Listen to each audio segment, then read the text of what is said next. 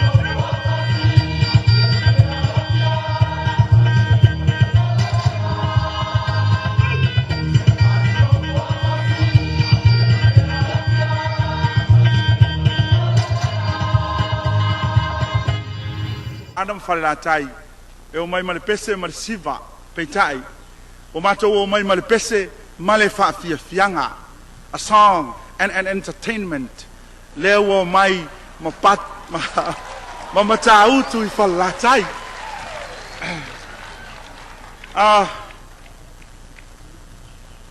O te lei loa po le ale sawa sawa.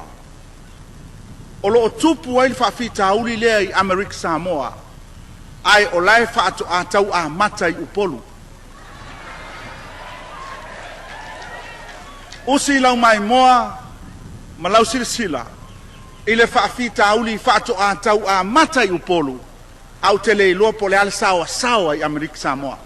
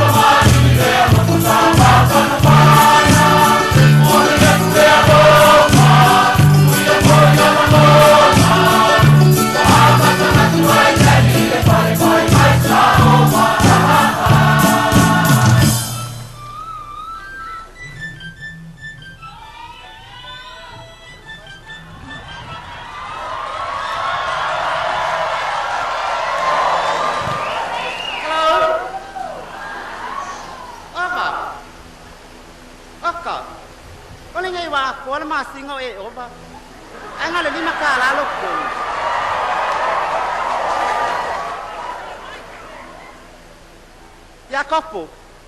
O I loa le mele ke ovai. O ke ovai o nguku.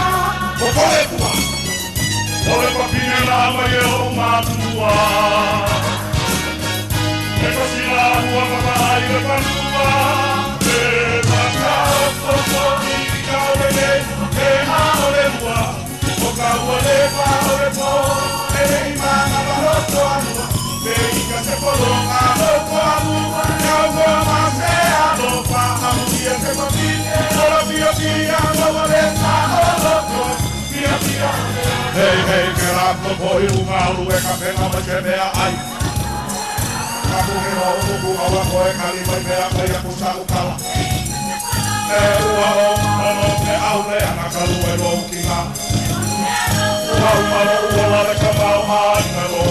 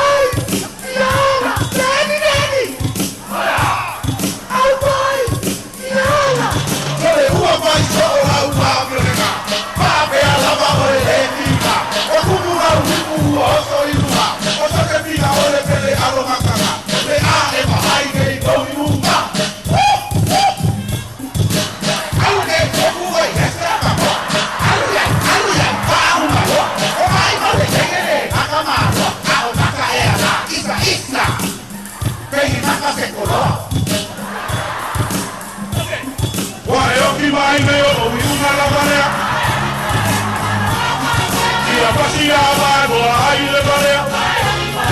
O kunga la barea. Vai o ki mai ke o no kunga la barea.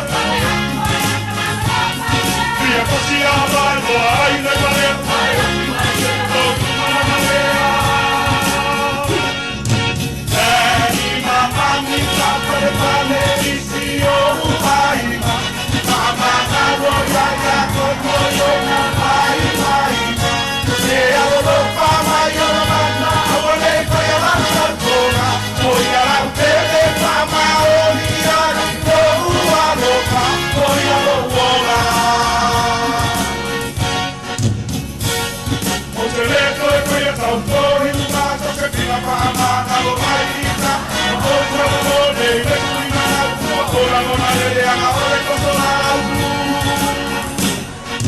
Sale. Ya le le ka ka o mu.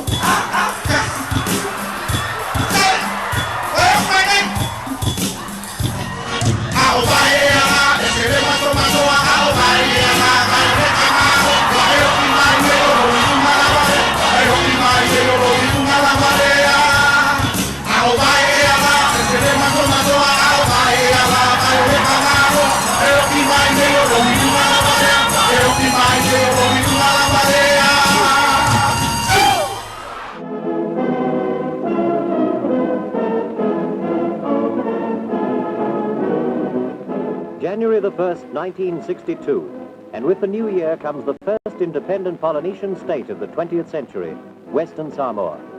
His Highness Prince Tungi of Tonga arrives at Apia to take part in the celebrations and is greeted by the Prime Minister, Mataafa. On the Malaya Turpau, the heads of state, their Highnesses Tupua Tamasese and Malietoa Taunamofili, walk to the official dais, where the oath of office is to be taken before the Chief Justice of Samoa, Mr. C. Marsack.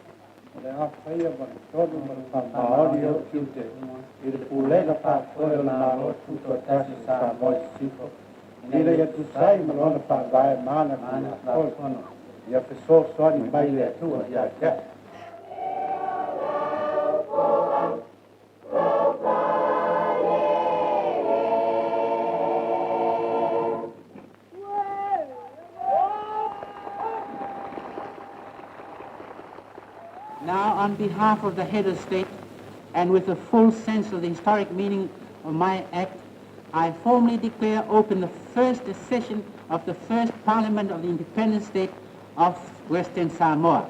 So it for.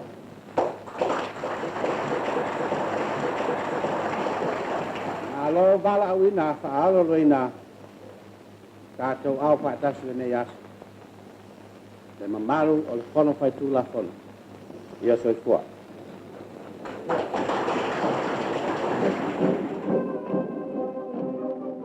After 62 years of German and New Zealand rule, Samoa finally regained its political freedom. Apia became a city of celebrations. From the Kingdom of Tonga comes a breathtaking gift of 1,000 yards of tapa cloth, made specially for the occasion.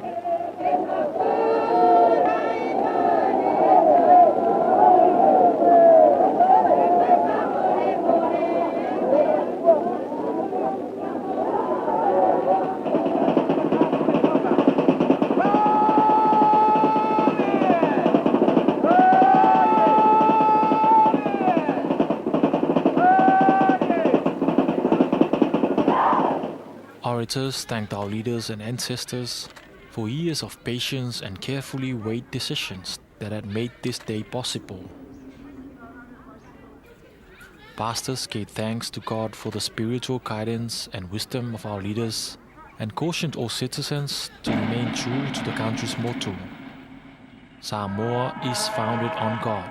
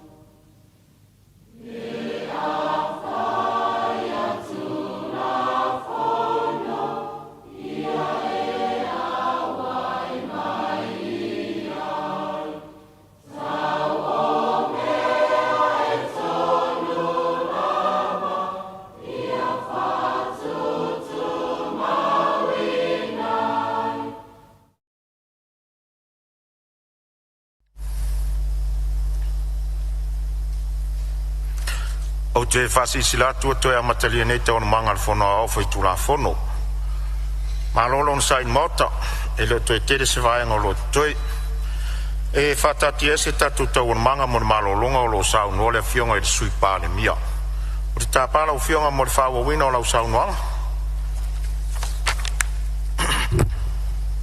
Raftai lo fionga fo te lai mo fa o wino o sau nei sunga fono e wala vale tatu nga lo fa tino e mo fo on fa ftai ya ila o fionga e me se io la fa nga luenga o felo tusi ma su felo tusi ya wa foi to ino Palemene le wa so ya lo talinga sua e mo foi fasilinga malos Palemene ma fa wa e tato wala wina le fef o fion fon telai e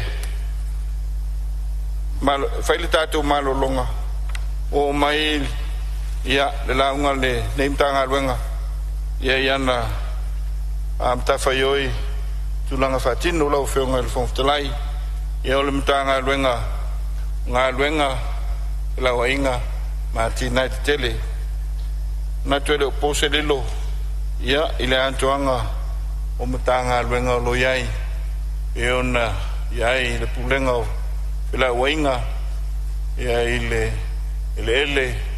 me se foi le ngate fale ya male aviation ya po vale civili fa pena foi ya tato utility services e ona ya le pulenga suavai ya me se malo si fal tise la fionga o se tala ile autelenga o tato infrastructure pe lava ona ta u le tempo sola le sile tu ta u wow infrastructure e me fai ai ona fa nga yoi nga luenga mo le tamau ainga mo se manuia o se atuno le la vai tau o mai tawina le taunga ta o le tato infrastructure ye tele tue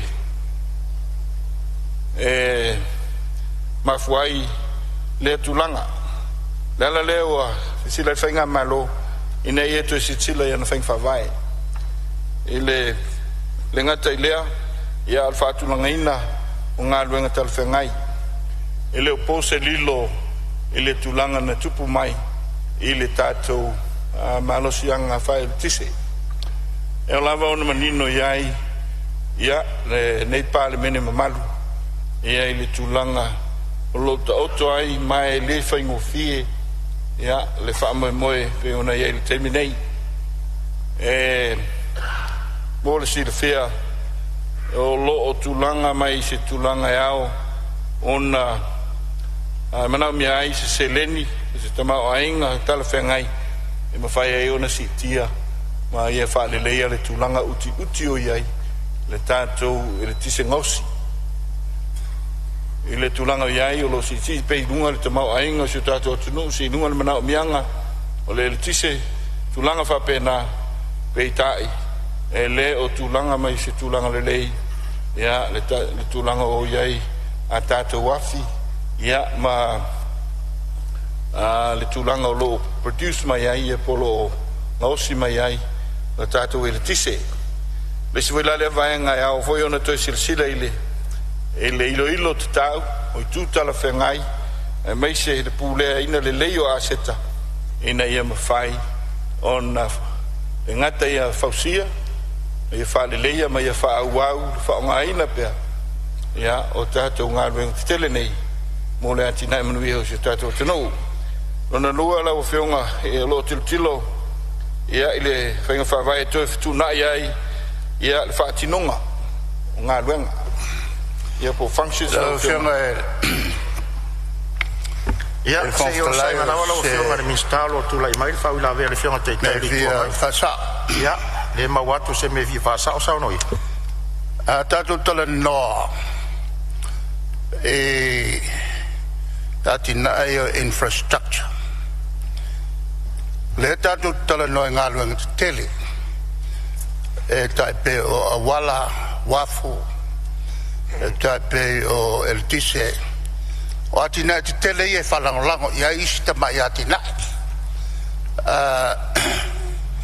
mai a tatu talolo ia atina te tele ia e a wala te tele e le kise wafu tulanga umana e faitau miliona e saola le saunanga e whaingata e le tulanga tutupe. Ano le tulanga lea ua iai. Ua tatuanga e consumption expenditure vis-a-vis development expenditure. Le lau tatuanga e ina e consumption expenditure ai oki ai le kako development expenditure.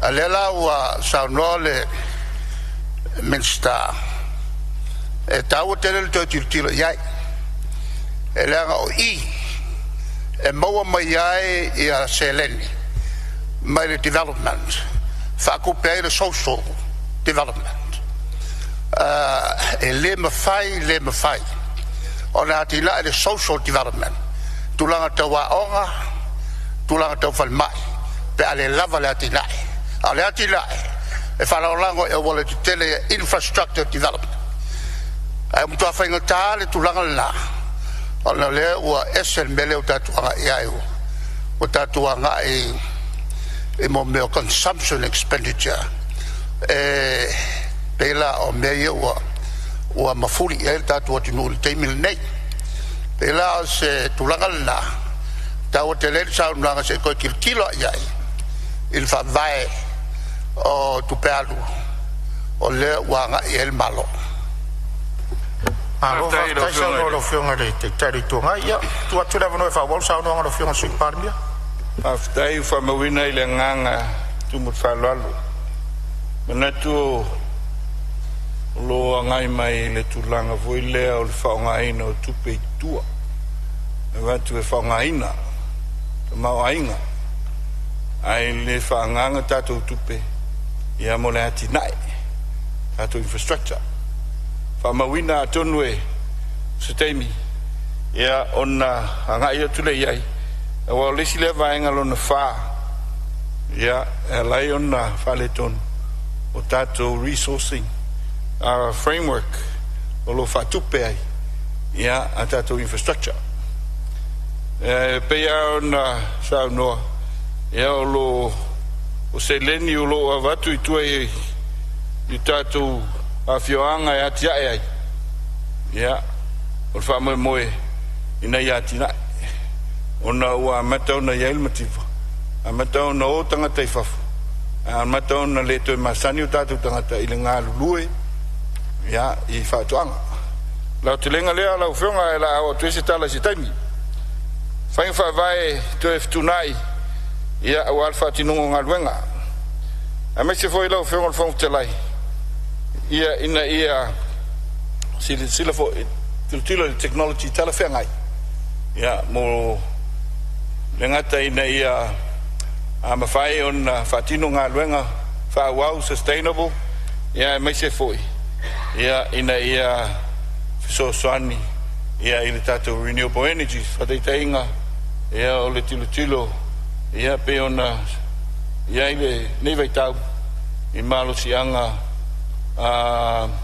whawhawina pe ona iai ia ma available i lea technology pe tai lau whionga inisio nei technologies pe ona iai e tātou solar ia e le o consistent foi ia lo lantou whaungaina ona e le tu mau ia le production ma le energy e mau mai ai lau whionga whaungtalai o nai vaenga na mua ia e amatai ona tanguta le tātou cost of tātou infrastructure a o mai foi le tau o wala ia pe ona tau whai atu ia o le tūlanga lava le nā o ilo iai o lo matua tanguta tātou o wala fua i isi atunu o le Pasifika ma isi atunu o le rangi lau whionga no mai leo li tūlanga no na lua ilo nao te lenga tātou tu mai whapitoa e whatino ai nei ngā ruenga ia pe ona iai le tātou infrastructure. Manau mea tele le to mai ile na o engineer fa ya wala au so se tu ainga engineer lava ya ele bana onga le lau fenga fong tala ile no Samoa le tu nu e fe ngai male nei fa fitauli pitai e ele no tainga ina ia to sila la fenga malo ia le ngata tato wa onga mai la to atu e ava no fiscal university ai sila foi ia tato a onga fa matata ese Bea on Silvia le me fia fa o lo fia ya ma maria mai lo fio nga si Parliamentary la tu la vanolo le e tai le tu hai mo se me fa nga le se nga si Parliamentary le anga itonwa il capacity problems la na wenga o tangata lo ia to mai ele ngata la o masini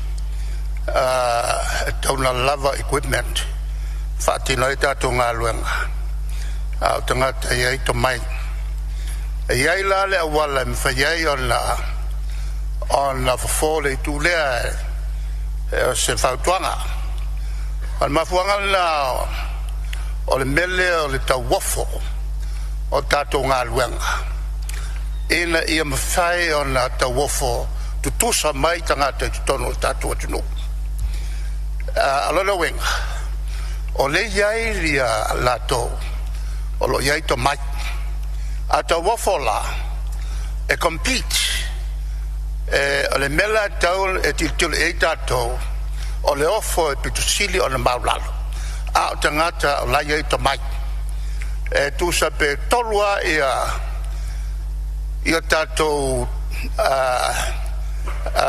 operators yai le tulanga lea o le fausia o wala ala me wotupu o le me wotupu ele mato wale ai la le fa fitauli le tupu mel fa fitauli ele wala le si omo ele tal fengai ia le vainga le na filfili o le iai tatou tangata e iai to mai au te le lopen fa pe fer na fail tanda le na mau il vainga le la tu te fail le ma le te le ta tu fa fitau na fa tatia tu yo taf o le sile a wala o le tanda le le yo ta tu alba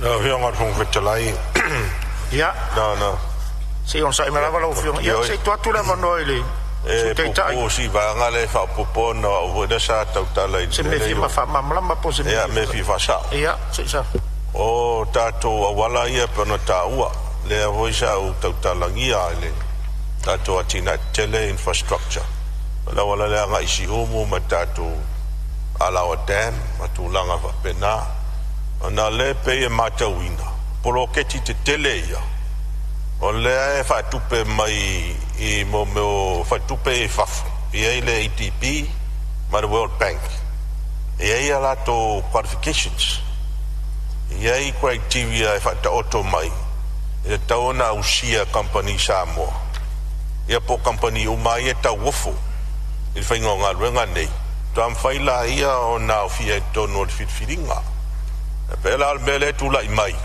e wala le nga isi o le ta wofo e mo company le mai asia ai pe le ausia tato compania nga va im na mia e le World Bank e male po le ATP le la te funding nga wenga le e faisi mo lunga ma ausia nga ta e tato company o mele autopu o le te va ia tu ma le ma wa per company le fa ausia ina nei la wala le nga isi se company e la toa iam tafa yomo construction o le fale e le tiring na to nga luega construction mo awala pe o mele se to e si dai tu langa ia e tau na fi na malo si e fa tu pe ia so son me fole ma wai tu pe nei ina se to na ia la qualifications o vale to te mal ma uma anga luega ia fa tino tato company Samoa nei ya lo tato mo mau ne sili mama na lo ngalo ngale fa tino ne siu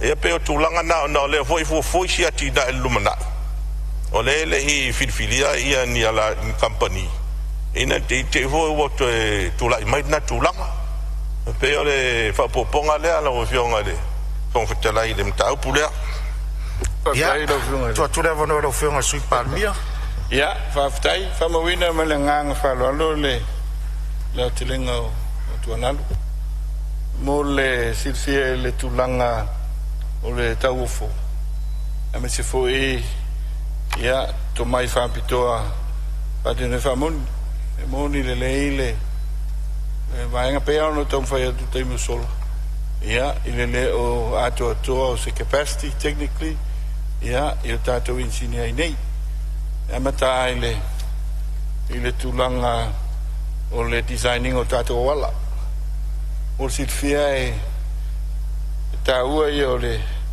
ato o le ia o le tomai mai lava le tapenanga e o le design e o lava i le tulanga o le fausia ia ma tulanga atoa e o moni o lo iai le capacity tonu tato atunu i le tulanga me whainga luenga tulanga whapena ia pe on sa no pe tasi pe lua pe tolu but ele o mawhai e tato ona fina wina na vaenga le vama le World Bank ono le tato technical capacity internally Eu veel volgens de lei met die fasa. so dwai se o sai mano fionga sui So palmia santele mtau pulea. Le ngal tatu o wala le lo atu ne alu le port. Amata tu malifa. Ona tanole o tatu mo le World Bank. Le fengol tenda. Le finau le o tatu. En la tasia compagnie le tu tonwe. Na te ausia tulanga ia. Ai isi compagnie mfai on a joint venture fatas. E fausia le watu le I malua e tau o le malai valele. Na io ina le World Bank. Tu fatas ia loa compagnie ton. E afia male compagnie le ruri art. Ia le alanga mangia le foi. Le fuafuanga na le fina o tatou o lea wa iai la tone sa fausia la tele fa tu pel bank ai o le fa la vele tu o ke le lopeng fa pefera a sa mai compagnie le fa yangei le wala isi o mule o ke le fa fika Faftai ya fa wa sa no ngalo fionga sui palmia masalolo misi le fa fonga te te lu tu ngai le amatanga lo forsang le tau tato wala oe tau yo le tenda ma le tulanga pena ya o le taula tau yo te pena le malo se fu fanga tal fengai control le tau awa le terminei ya wa tu al tato fati non e congalate asa war congalate tau tapeano tom vayat luas futo sang teluai sa mfayono fatale wala luce la wafi petor se la wafi kilomita 10 nei ia o atual miliona viva sa la wafi le nala o fenga fontelai ia ina ia to mayo le na fatinoe ngalwenga nga farol ia o wala ia ma tu tol no tuai o wala la fatu pe mai fafo e sei ma wala le fa ia tato lo no wenga a fa le fatu pe mai fafo ba fatino tatu company o le ala o iai le quality le na fai tatu company na fai ia tatu o wala pe fo no tala no atu ele fa mai ai no le wala le lotu le malua e tau o ile airport le tala no atu o wala ia fatino e fund mai company o ia fa la po mai faf ya maro sa no ya lo fo telai ta mai te mai le la tong fai tuai fatino la vaenga mai peano tong fai atu o le tau le il te milene o me fental na mai ina ia moni le tato tutotas e te tau e ono tato sila ia wala talafenga ia wa peani o tato falango lango ia tu nu mai faf ile fatu pein o tato infrastructure o le toanga le nala o feonga le tapenanga vai alo fai le manai e ano to fai atu ile wala le tua e fa kilomita ai se fulu 5 miliona lo tau e le tau mo fi e o fai ala isi a wala fa pena Aore no no tai ina ni tau mata tele. Ile amatanga le reform le la o ye. Sa ia ile fa mo ngol malo. Ele ngata I tonu le loto I tonu le. O le tato tanga luenga le design. Ai mai se foi de sa palaina o le ta ia male ma. Peita ina umani ua outsource mai tua le design ma le tulanga le lau tato taunu le taunu unga le na. O le taunga ta. Before na fai le lua fela o film. Le la ele nei tem. Le la tamo fai perno tom fai atu. Tau toilo ilo. Toilo ilo I tulanga tala fengai. Awa le mafai ona fatu peina.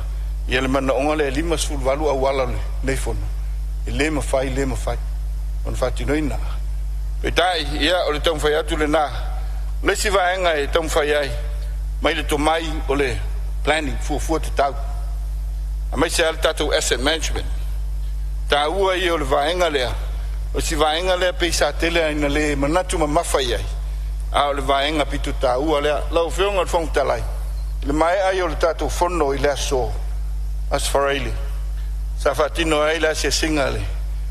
Le nemtanga luenga. Ia ma le pulenga flau inga lau lele. E la stonai. Sa matu lea sia wala taitasi pe on na mori mana o mai ai. Pe itai ina ia asi uma le tele o awala. O le tūlea. Awala lo ilalo. O le pulenga le. Ale pulenga o flau inga lau lele. Lau whionga. Fale tonu tulanga o e conditions tatu aseta. Mai o le tala manino le na. I le tulanga o lo ta oto e le teminei. Le ala lea e te tau ai ma le tā ua o le tulanga tau asset management. Ina le ngata iai ila tau e ilu to mai whapitoa mai se lava. I insinia e iai lo latu to mai whapitoa. Le ngata insinia e fua mamau tulanga tau se leni. A mai se whai insinia e iai le to mai whapitoa. O atu ainga whalelea. E whatino ai ia nei awala. E iai se avanoa e whamatala wililiai. E ta i il tal tonunga. Ia o lewa no fale sa tu ia maari ta ua. Pa tato fatusa lava e le tulanga o ta oto ai tato wafi. Ma osi el tise le nei taimi. Pe a ona sila fia. Ia e pe o tulanga laulo ta oto ai e foi le. O sanga lua fe sufitu. Ia na iai se asu te uvala umai. Ua pepe umamoli. O le tatu malai valele. Ma mau ai. E le o iai lava se tūlanga asset management. Whatino le vaenga. Sa ta pena il whaing whawai le nawai tau. E tai eo mai le teminei. Ia o lo fito soa ia i le tupe. Ia ma insinia o wheheta oto ai. Lau whionga whong talai. Le nganga le nai tau mwhai atu ai. Ina ia le ngate e whasau ina tupe mai tātou ngāluenga. Ai e ta pena le lei whainga whawai. Ina ia mawhai ona si I dunga. Ia le lei o tātou awala. Mo le paia o le Palemene tele la tō ena te talo mai. Ia uto awala. Ia o lo whamamawina uma. Mai ei le nganga. Langa te talo mai ale whaipule. Ia manatu le io le awala ale si whaipule. O lo sila la le tātou. Iona aseta. Awai awala. Ua matua onga le wha le tonu. Ai te lelo latu sao. Ilo tatu tu mau ainga. Ina ia mawhai o na awele wha mua. Ia I tūlanga tala whengai wha pena. Ma matai o na whau mai. Ia le tā penanga o le tātou a seta ia wala. Ina ia tūla I mai se tūlanga tala whengai. Tele vaenga e whare tono e lau whionga. Ia a pea no whai atu. Ia le ngatai le tau. Ia o le tumai whapitoa. Mai nai tātou alum whanau o lo tautua ina ia le tātou a me tanga luenga. Lona wenga e tā ua mai le planning e o lava I le decommissioning o la seta e te tā ua na tilo iai na ia maua whaamaumonga talwhengai e improve al tātou a seta. Lau whionga o le lona wha ia pēa no tau mwhai atu o le tātou resourcing ia por whatu peina ia o nei a seta.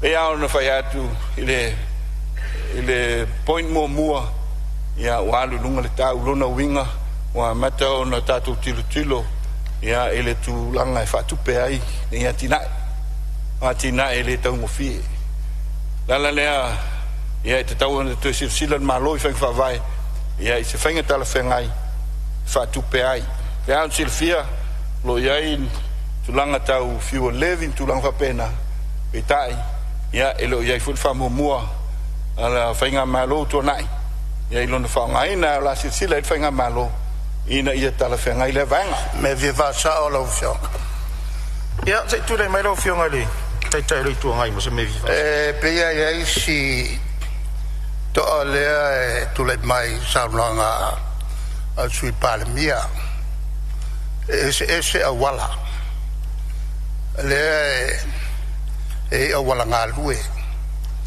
ai foi a wala al malo a wala ngalue la le tenda auti tua e fa pena foi ma wala e te tele al malo wa kele foi la ka ku kampangi le we yai kampangi nga fakia ngaluang kele ma kampangi nga fakia ya ngaluang alaiki ele nga kala ingi polo ai fa pena foi sa vai o le ku umala kom singi le ku uma a ka ka wala ko mai ele mol meo le fausio awala le tulanga na tau tele ai le mele o le tenda auto awala ia to fo il mea na ia ia mo wai la vanoa e la to al tulanga lele ele tau tatu te lo uma a fai a kwa ele vaanga ole awala o to na ole le masala yata ka ma wai le nga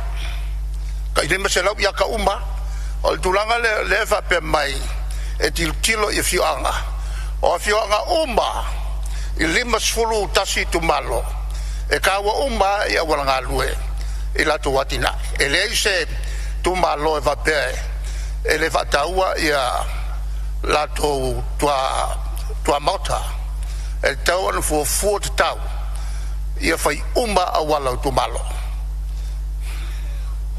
ia tu pera vono ro fiu pan mia ia lo fiu mo mo na le tu le ta penanga mal tanga ia malia feno alu finanga lo fiu si o lo tu la mai le fa la ve fa le alupo ia tu la vano la se me vi fa mam la lo finanga alupo se me ti fa mam la mo le lo fianga fa ta cha mo le no lo fianga le minister fa tere mo fola sanga mala malama ia eta ue pe lau fua fa tau pe tasi kilomita ia e aluele miliona vale miliona male tolu tesi male 5 miliona fie fa ai lo atu mai fa mama avenga fa la lupo fa kilomita mai yuta sau mai yuta la awala al main road e tau lava i tai le fa la lupo tai le talam le mo oi e walua mal afa kilomita o lawa uman faata ala ia vai nga le anga lava le faina o le sila tasi mal afa kilomita le tau itai beach falles ma sanya na fatia nga tourists ono le anga la wala to fo ia is ia vai la na le tasi ama tasi mal afa kilomita fia moisa wala tai alu fala lu potai tere tourisi tere fia tangata ai sa wai lava la ofionga oire la o mo toi awala tai fala lu ko mal falo halo lava alo fa tai ia ono le mta sa ono ele suyo fala lu po ia sa ono lo fionga suyo parmi after tele la ofionga atonu e ite mana tu aile talingalo se tasia nu sa fata sa ta pena la umma te ia sa foi mai o fa merca peneta ile faia ona tu ile fa penal ni vai tau ile tulanga ilanga te sia uma pea no faia tu ile ia sta sia ala nganga ia e tato i lo le tulanga o tu ai a seta o awala uma le tato malo aisa e ia ile mana onga ilanga te sia ai tangata uma ia ole oi de ainga ala ile fa ngai no tato awala me se vela tina nganga le lo fionga ia o lo tau te pena ai feng fa vai tal fengai pe no vai atu ia ole tulanga le ta uai ia le to mai whapitoa. To mai whapitoa. E ele whesiri na sau no aile whionga ele. Sau whapito i las whareile lana sau nonga. Mai tā ua tele lea sau nonga so matu whalongolongo. Sau no aile tulanga whainga whawai. Ai mai se o lea le whainga whawai e mawhai ai ona te pena le lei. Pena le lei. Ma whaatupe umai ia mana onga o le tātou infrastructure. Lau whionga e whaingo whia i o le tati. Ia awani whapokikia e ti na e o le infrastructure. O le tali nā lau whionga. Langa i tele ai ina whia i le tūlanga o le pokiki peitai o le vaai mamau o se ngā luenga te tau o na fō ia nei whawhitau. E le i titi whawhitau li tau ai o iei nei taimi. Ia, peo le nganga le nāla o whionga whamawina le nganga tātou kong kalate loko. Mai tūlanga whaina lo titilo iei. E le ngata ia develop le local contracts. Ia le leip tātou kong kalate, a pool of contractors. Ai ia siliona le leile malo whatinonga ia ngā luenga. Nang whionga whonga whtalai. Ia, o nau mai le tātou resourcing, ia pēa anu whai atu, mana o mia toi sila. Ia la ngā tupe tala whengai, wha tupe e tātou infrastructure o neima le manai. Ia, ona, i tātou i tūmaro te tas, ia pēa anu whai atu, iu whamawina, telo tāru sanga i tūlanga tau awala. E le tūlanga tau suavai, ia o lea sa sauno iai, nisi o sui whai pule. E mai se lava, ia i whai pule, nisi o i tūmalo. Vai maunga tolu, whasaleanga tolu, sanganga tolu, whalea lupo, whaleata, palauri lua, ia male telo i tūmalo, lo iai manonga. Sisila ila u whionga, ua ono sutolu tausanga o tātou watia, tātou tutua tasi. Alu fo ilunga le tātou tamau ainga. Peitai, e leo whamali aina lama, ia le whaatuptupla e o tātou tangata, e ala i basic services nei. Le ala o whionga o le tau mwhai atu ai, le to mai whaapitoa, la tau te lotea, ma fuafua, ma tapena, tūlanga tala whengai, ina ia tali mai, ia le whaamoe o tātou infrastructure, i le lumanai, whaamawina, ia tārusanga uma le tūlanga tau suavai. E, watu pēa se whataita inga, lau whenga ronta lai. Asia nisio au wala. Lau wala e mo ia, e o pērua, ere atua se limas fulu tā wari raso. Nai lo le whau atua le wala. E mwhai ana atu whai whalea la vai wan me mo mualea, whai ala vai neto sang, tantanu na ia le lei. E le tau whataina. A wao le mea tau, e te tau ana wheo lolo le tūlanga o le tātou payment. Mwhai o lesi tau sanga, watu lesi tanu. Lua tau sanga, watu lesi tanu. Ina ia mawhia le leita, whatoa whata.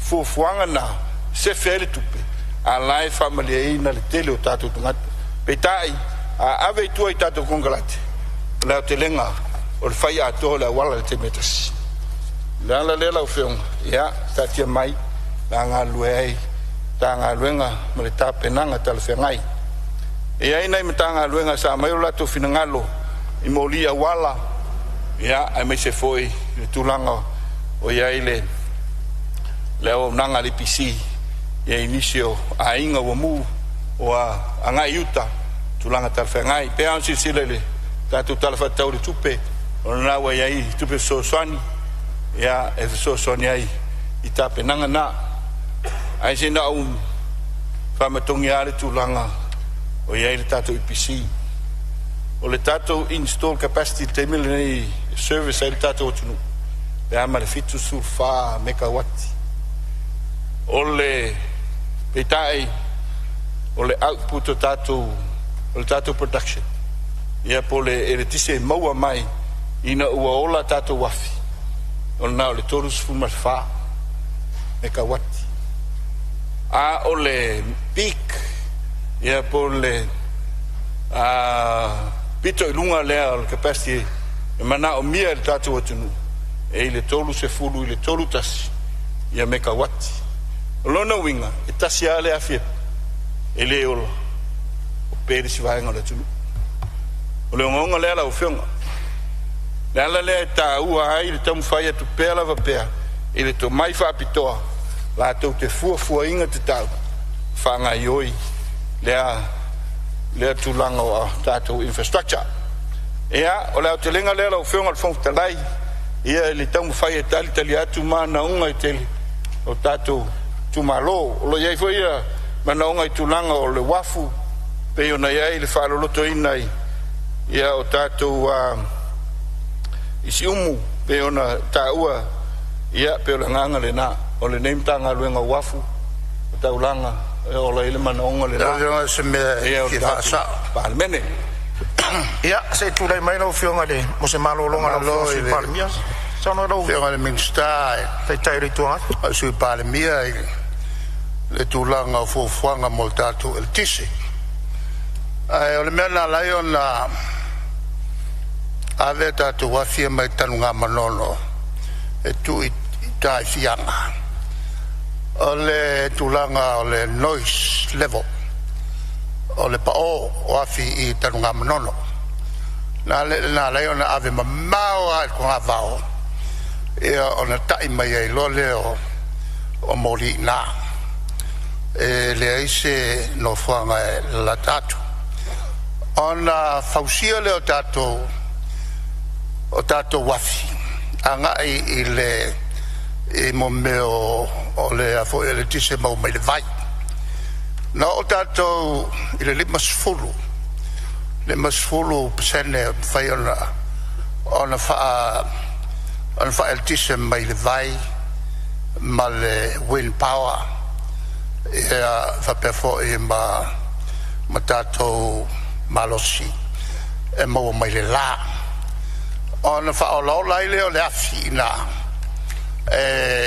a o itaimi e fa le tono ia le el tise le on fa aki lo le o afilana le sa ola ya fa la so tato moli o tupu le demand ma o mo mia e pe le growth o le meu tupu o avesel tangata na ia insinia na whawhainga luanga e siaki ma maintain left i utai i fianga o le ave senga lana le nei ngā o ke ka wawhinga i ngā o le meo te talanoa tuai a to e mainta tu wafi le lei te tau ona wa ai le lei tangata e nofo e maintain na tatu wafi ia wane to e tupu mai mele na tupu le wakili a whainga i ka kou i le kisa malo sauno ia sei tu atu lewa no ia whale ata tolu la se me haftai ia leo se me fia whamamlama o i ngaluanga te tele me fia whamamlama sauno e o pese saunonga po le ase fuafuanga al tatou malo le wafu le sa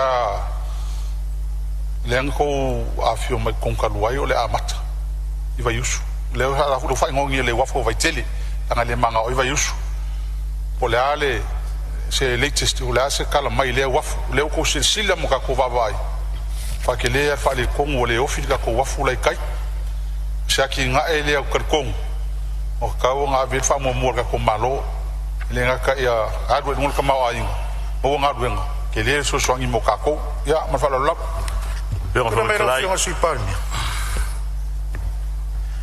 ia o lo iei whau la vea mai whasale le anga tonu whaftai tele lo whionga Minsta te rom ta upusa o le ale uinga lo whina o se mi fifa sao la ngoi vaenga le matu o wala si mafu le sapari ia sao no ia na tatia vio o tafa masalo a fa pese a wala tau sanga ina lo whionga malmitanga luenga i vavai a vez fa momua o le awala si male po le awala papare sa pari o te ringa luenga malo o fai e la wala lea whalau tele ia la lawa toe tawhi fo le vai ma toe sauton a inga ngai au tafa matua ia whaina la wala o fiong mai tau atu nau whanga solo le wala le ilang masalo le masinga taluai lea sa ta whea i fodi si ta wale i tonu i le wala lea ina ta tia tu leo ta whaftaio nau e fufuanga roa mamawa tatu maloi au wala ngā lue i vai mtu na pina whaftai ai o le tau sanga nei tu malo ha mole pe aves fa mo mo da wala le langa e le ia ma si sura sa vai e sa mai o li tu tane ma le tu il lai tu e le so poia la wala le o te le o tan no tu la fa pe na le matu tu malo ya so vai ya tu fa pe na on na finga so lai e le wala tu le ma lo fa lo fa stai lo finga fa stai ma lo fa mana tu lo finga i vai nga ia so no mai lo finga sui par mia Aftai, ya, ufa mawina le ufiong, mali tulanga yai, ya, pea le, un tong fayat,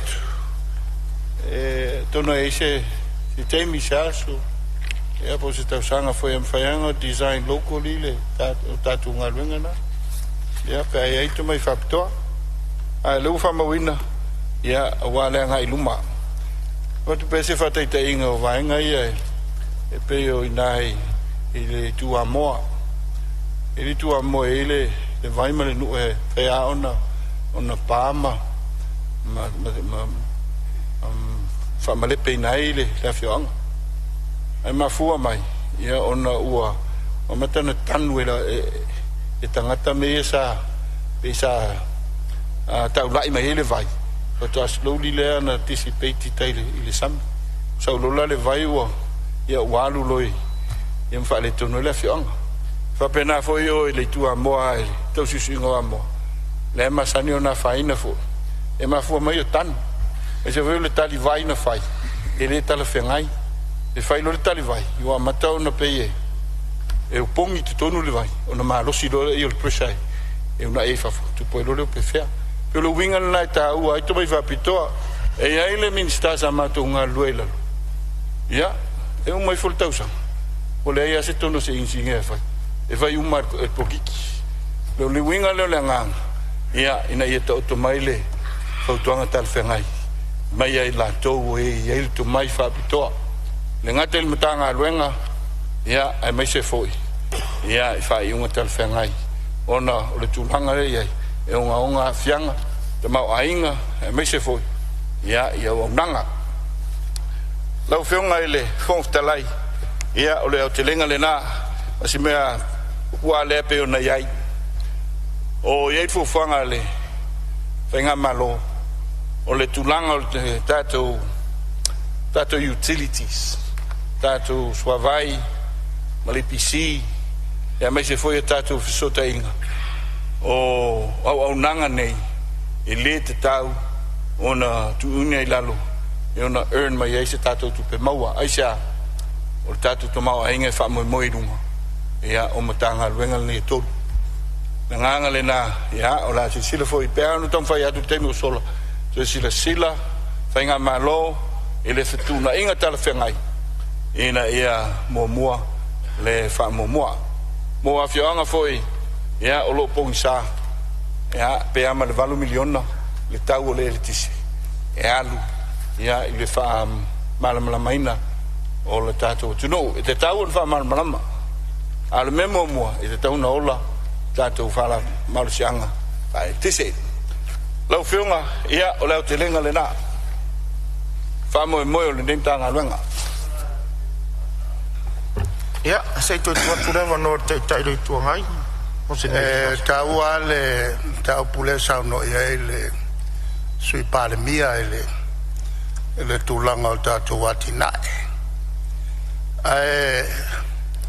o le atina makua sili o ngā lifia i lunga al kamao ingo Samoa o le atina ele o tātou wafu i waitele ma le wafu i o ia sau whawhitauli o sau o le ele aise le lava le ava e o mai e tono e ofi mai tono e va ele kiki asi me fai na on va to am fai lo le on la tala sau I vāt tele. Mai o le lumana I le nā. O le tū I sifo. O sa vai atoa. Whapena foilai I sale longa. Whawhitauri o sale longa. Malosi tele sau o le au. Ma tanu wai whapapau le alawaa. Pawana me tau tele I. E tawan whalo loto teimi uma. Ao pia. E makua kelea whale konga tusi le insinia. E le 1970. 72. Na whautua ina il dato malo le teimi na. O le wafo lumalai o Samoa mo le atinae. O I vaitele. Po vai usu fōi. O na tei. E le ngate ina le titi. Ai o lo o subject. O lo o safa I mele o malosi o le au. Le alana mo le afa mo mo le tau sanga. Ke le au le sau lalo. Sau mai atu nui fafo. E ola I mele e whainge. Mo meo si mala e whainge. Le ka o fia I le au. Tanga sau lalo sami. O ila I vai tele. Po vai usu. E le a fia I tatou le au. O inala le lumana I manuia Samoa. Le sa ave o I saina pe mawhaina la tu whatu pēr I mai saina la tu whatu pēr a te lo ua tulai mai whawhita auli le iana tulai mai le misela ma whamai o COVID ua koe kolo ai le maka upu ia so mai mal suia inga malo tulanga lana al whautua il tatu malo koe kuri loa le maka upu lea o le lumanga I ngā Samoa o I wafu I elua.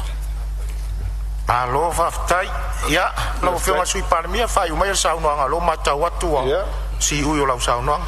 Whaftai, atuno lufa mawina manangang whaftai, mo moonga o le tai o le tuangai, ia mana nai tu o le tatu mauta. Sa lolo ngalo le whiunga le tai, sa ui tutonu, au tau pule le wafula.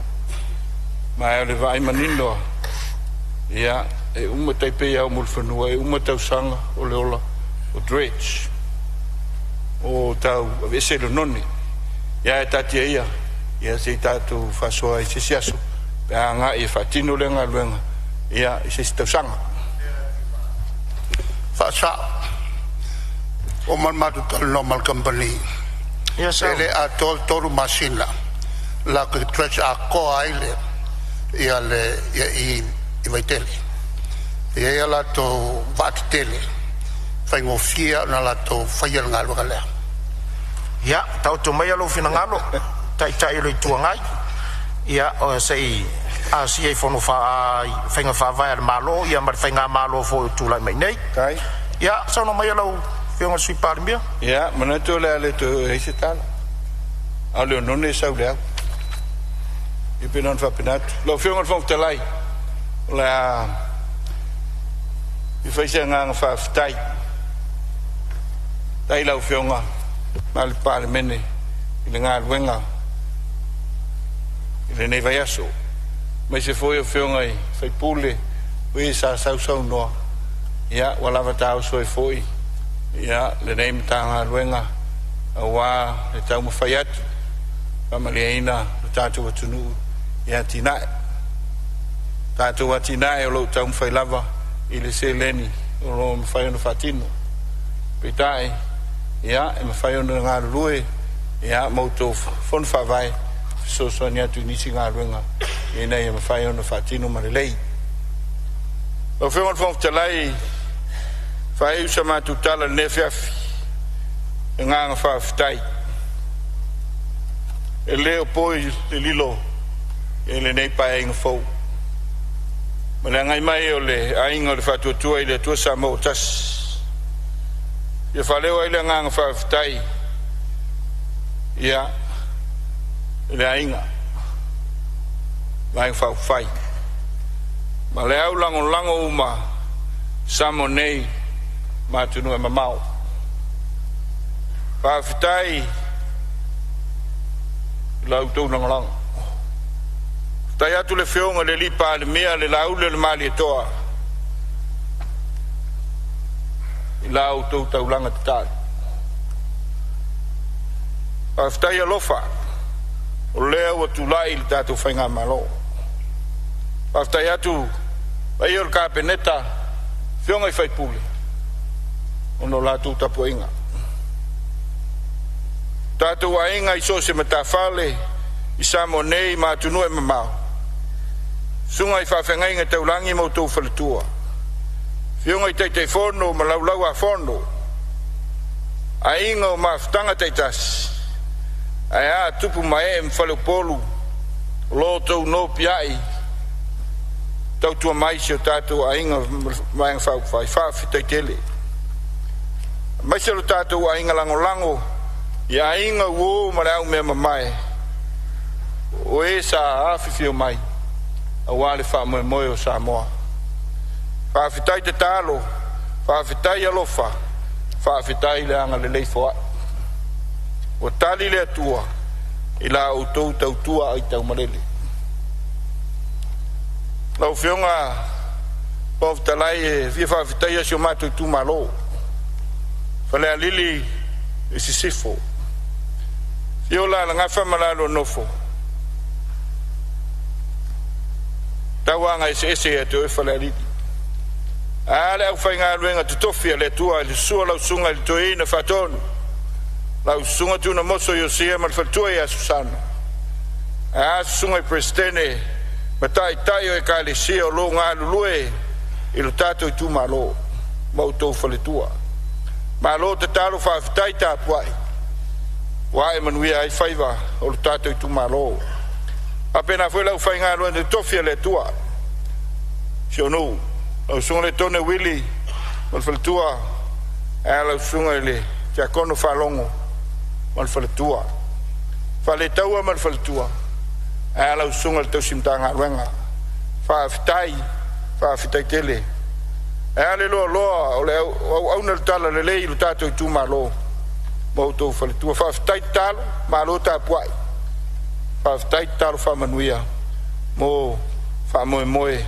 a wale sa iringa malo pa ia I tapau mainga whalaupolu lo tato I tu malo fio alo whanene o soli mainga no whaswafa mau tapau ala le tairi filufi taulau neu man whalu filufinga lau to whatalo le mangao malu lau sona tō a alpa ia langi satalo malu ia te oel tawanga sese ia whalea lili a alu tūtua whama le roto I whale man Samoa ua whama alo whawhitai alofa whawhitai manatuane I se whatau waa awa e mauta I te whau tai lau puleto fia ala I lau whiringa whawhitai tele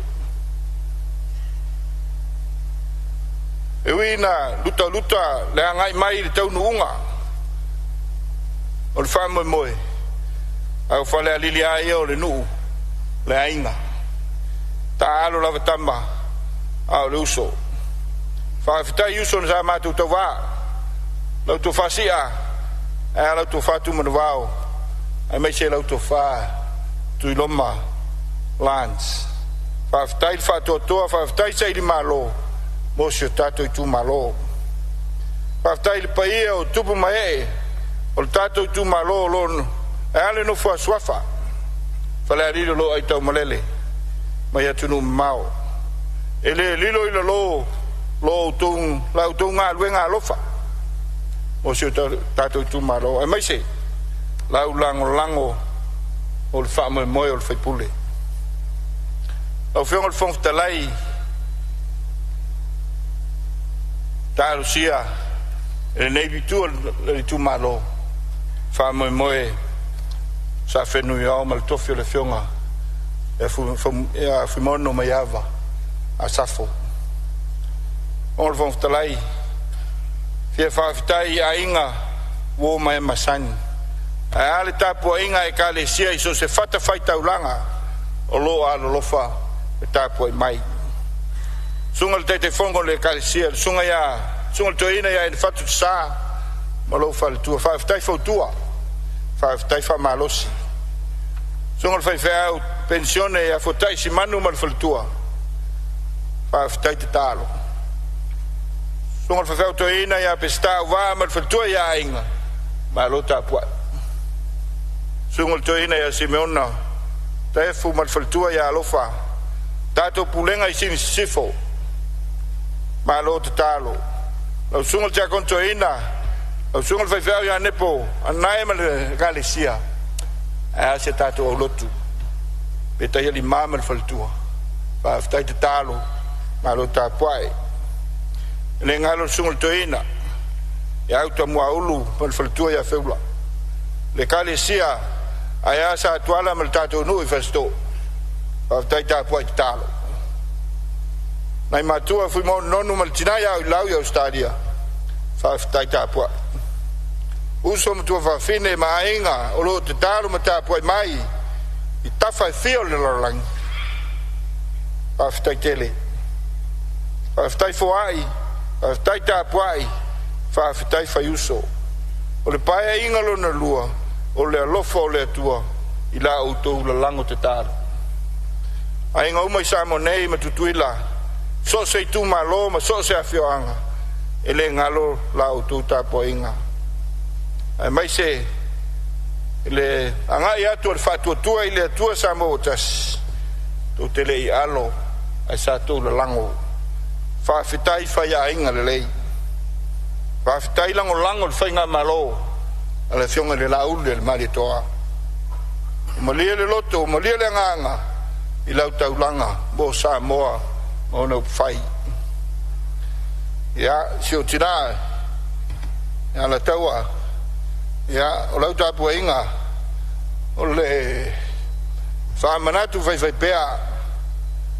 I la o inga whaatonu tonu wholau. Ala whai wheau ia ione. Ia le whewhi la mea tono ke riso. Whaafetai te talo. Whaafetai whamanuia. Whaafetai le to loma le whanau. Te le whavivi atu. Ai e tu maule vi inga nei e whaavavau. Mo le atua o le na whaia mea uma. Ma lole o na sai. Ma lole nga lue. Whaafetai tautua. I le tato wala wina. Lau whionga le whomtalai. I whaleo le nganga whaafetai. Lau whionga le li Palemene. Lau whionga le teitai o le malo. Lau whionga la ule le maritoa. Malo le unu sai ti ngā. Whaafetai le lofa ia Samoa. Ai alo wala wina. I loa nganga whinau. Le nei wa whapale oe i le atua. I lo loto mau lalo. Le upo le tusi. A muie anga malu. A wae whai mo lantou. Tofi o le nu. I manuia lau no whainga. Lau whionga le Palemene na valu a Samoa. Whaftai foi le nei tu malo. E le whaalo alo lau whionga e ala le tofinga. O lo whātua tuanga i nei tu malo. E la lango i lo whame moe. Mahatou talia. Ma le loto mau lalo. I e tau i manu. Lau taita inga. Lau whionga mul pola. Pai or kapeneta. Whionga min stana o lango. Manu iau to whaiva. E le aise mea e whainga tai le atua. Sui mamalo le Palemene. E alau whionga e le sao whapito. Taitai o le tua ngai. E manu iau to whaiva. Si le whea e le atua. Loto walofa tautua. Le au whai ngā luenga le malo e fie whapito au ngawha sa mātou tala. O tau lava ua na whalanu maa veave. A wā Samoa malona lumanai. Ua wha malo tautua tunu. Mai lava i le tāpenanga o le soifua o ina. Sa e tapena i le whamaoni. Ma e matau i le atua. O le a matanga le na o manuia umma. Patasi a ima le alofa. A matua i sa tāpuai. Le nā ua utou se e i manuia. Whasoa atu e le atua. e te tautua ai mo le manuia o lana fuafanga si tātou atu nu pele o Samoa. Ma lo sa ili whawhitai tautua a le upu a Samoa e mai e au le tauola e au le whangota ma o sa mātou tua lalo ma le tautau le mau i le tō whae tautua i le pai o leo whai ngā luenga le malo e le ai se tūla whono e sili na i lo le wha maoni e le ai se manuia i so se tangata na i lo le wha maoni e te wha maoni mea iti e te pule i mea tele ai sea si la fia e le atua au ngā luenga uma e le to e whaingo fie o na atoa se wha maoni ai sea whaingo fie mea uma i te mau ainga petai e leo tutusa uma le te mau ainga o tangata i le whaingo fie o to whaiva ina nei vai lua ina lo to walofa ia Samoa langona vai lea o na o le te talo i le atua i whamanuia i o to whaiva na te whamanuia sautua lasi i la o tau tautua awa o le nei e leo pongi sa il whainga malo me o lo tutupu e mai se a fianga tulanga na o iai le tatu whainga malo le paia inga u tuana tautua na le manuia o le tautua le ata mai o le tamau a inga i le mawhauwhau o mea lofa le atua mo le manuia o na tangata pai mai le whamanatu a Paulo ia Kolose i e tautua mo le atua o mea umalava tau te whaia ia whaiva ma le loto peise ai ua whaia i le alii ai leo tangata a wau o autou i loa e maua e autou le manuia mai le alii ma le taui mai a te ia o le tofi lea a o le keriso i le whata oto a wau ua whaia e autou i le tasi o e au pito i titi o uso nei o a ulava lea o autou whaia iai lau whionga le whonga talai o le nau ta inga le nā tātou tautua puna wai tautua wha maoni i le atua alai tiute o tōwhia i tātou tautua ia manuia le numanai o Samoa manuia o tō whaiva tau i sautua lasia le atua lo tō manuia i lo tō soifua tautua lau whionga le whonga talai ma lo fai o faiva le nei aso a muli male ai se tala e la ufionga ma le nei fono ma le nei tala o le tupe fiona fo talai ma le sui fo talai fa malo fa fitai fa manuia le tua i o lo faiva la fionga ele fai la tusi le fono ma le pai o la fai nga luenga ma lo tua tunu a fitai whamanuia le tua. Palemene o Samoa i whapenao no tātou whaia i le ami o tonu nau i le alofa wheo ai ma lo tātou o tua ma le loto maulalo soifua ma ia manuia.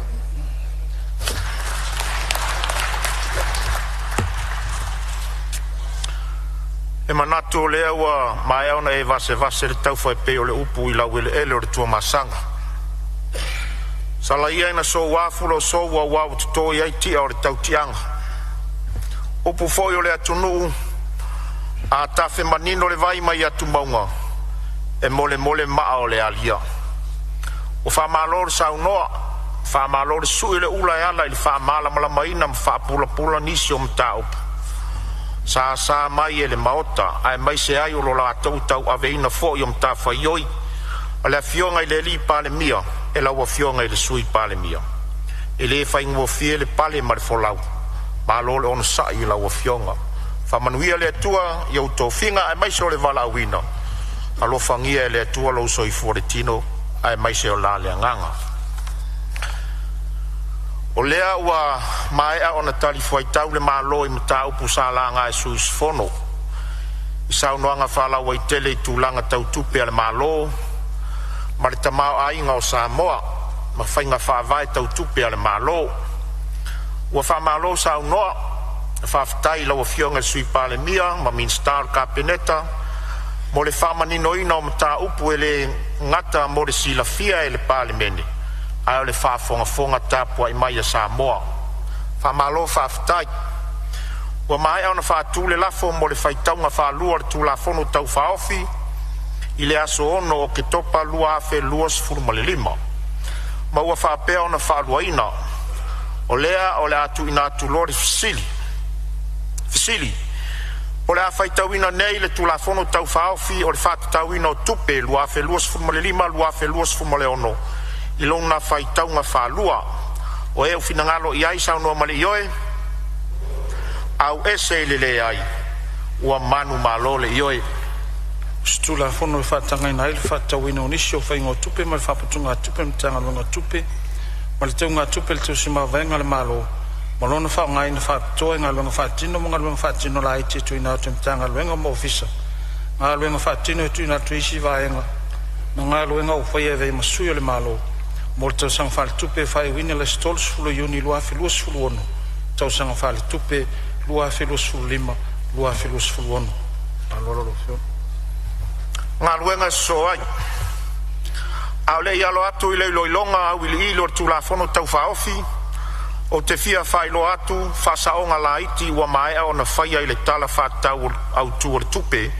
Luafe luas furmalima, luafe luas furmale ono.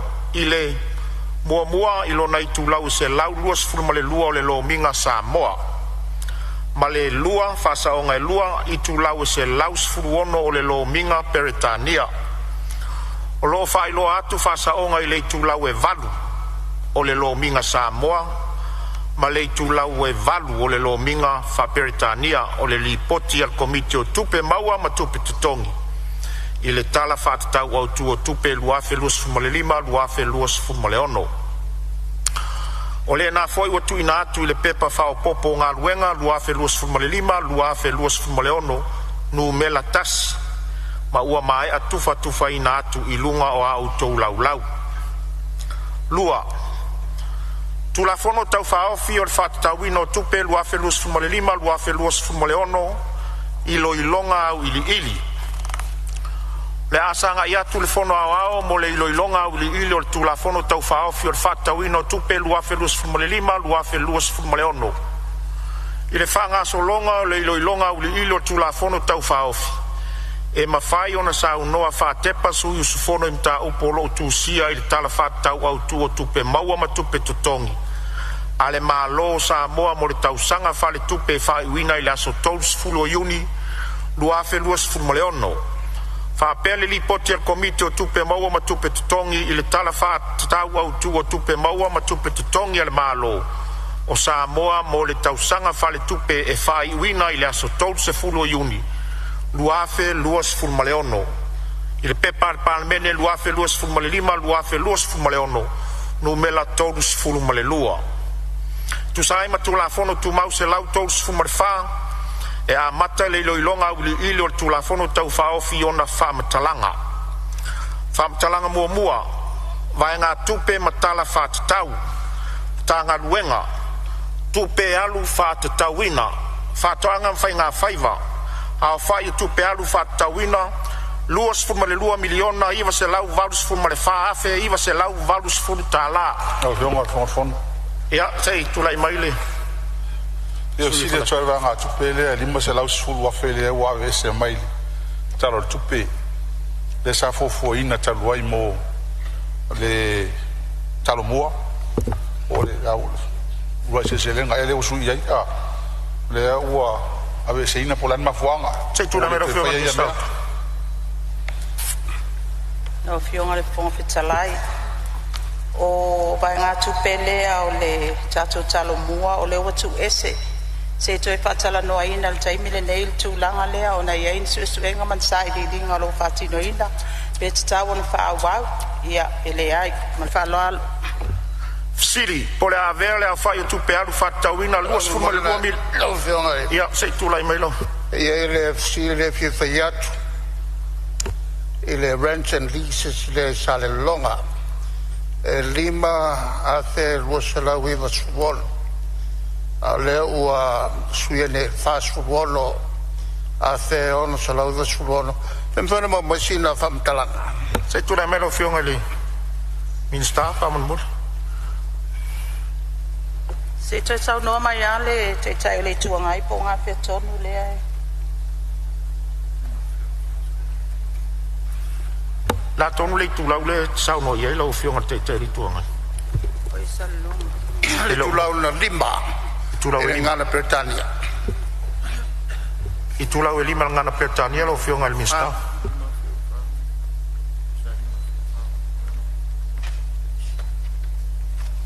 O le tūlanga le sau noa iai o le lisi o le sao lea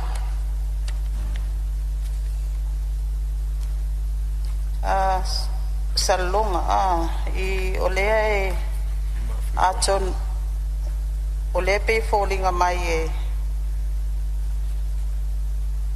salonga rent and lease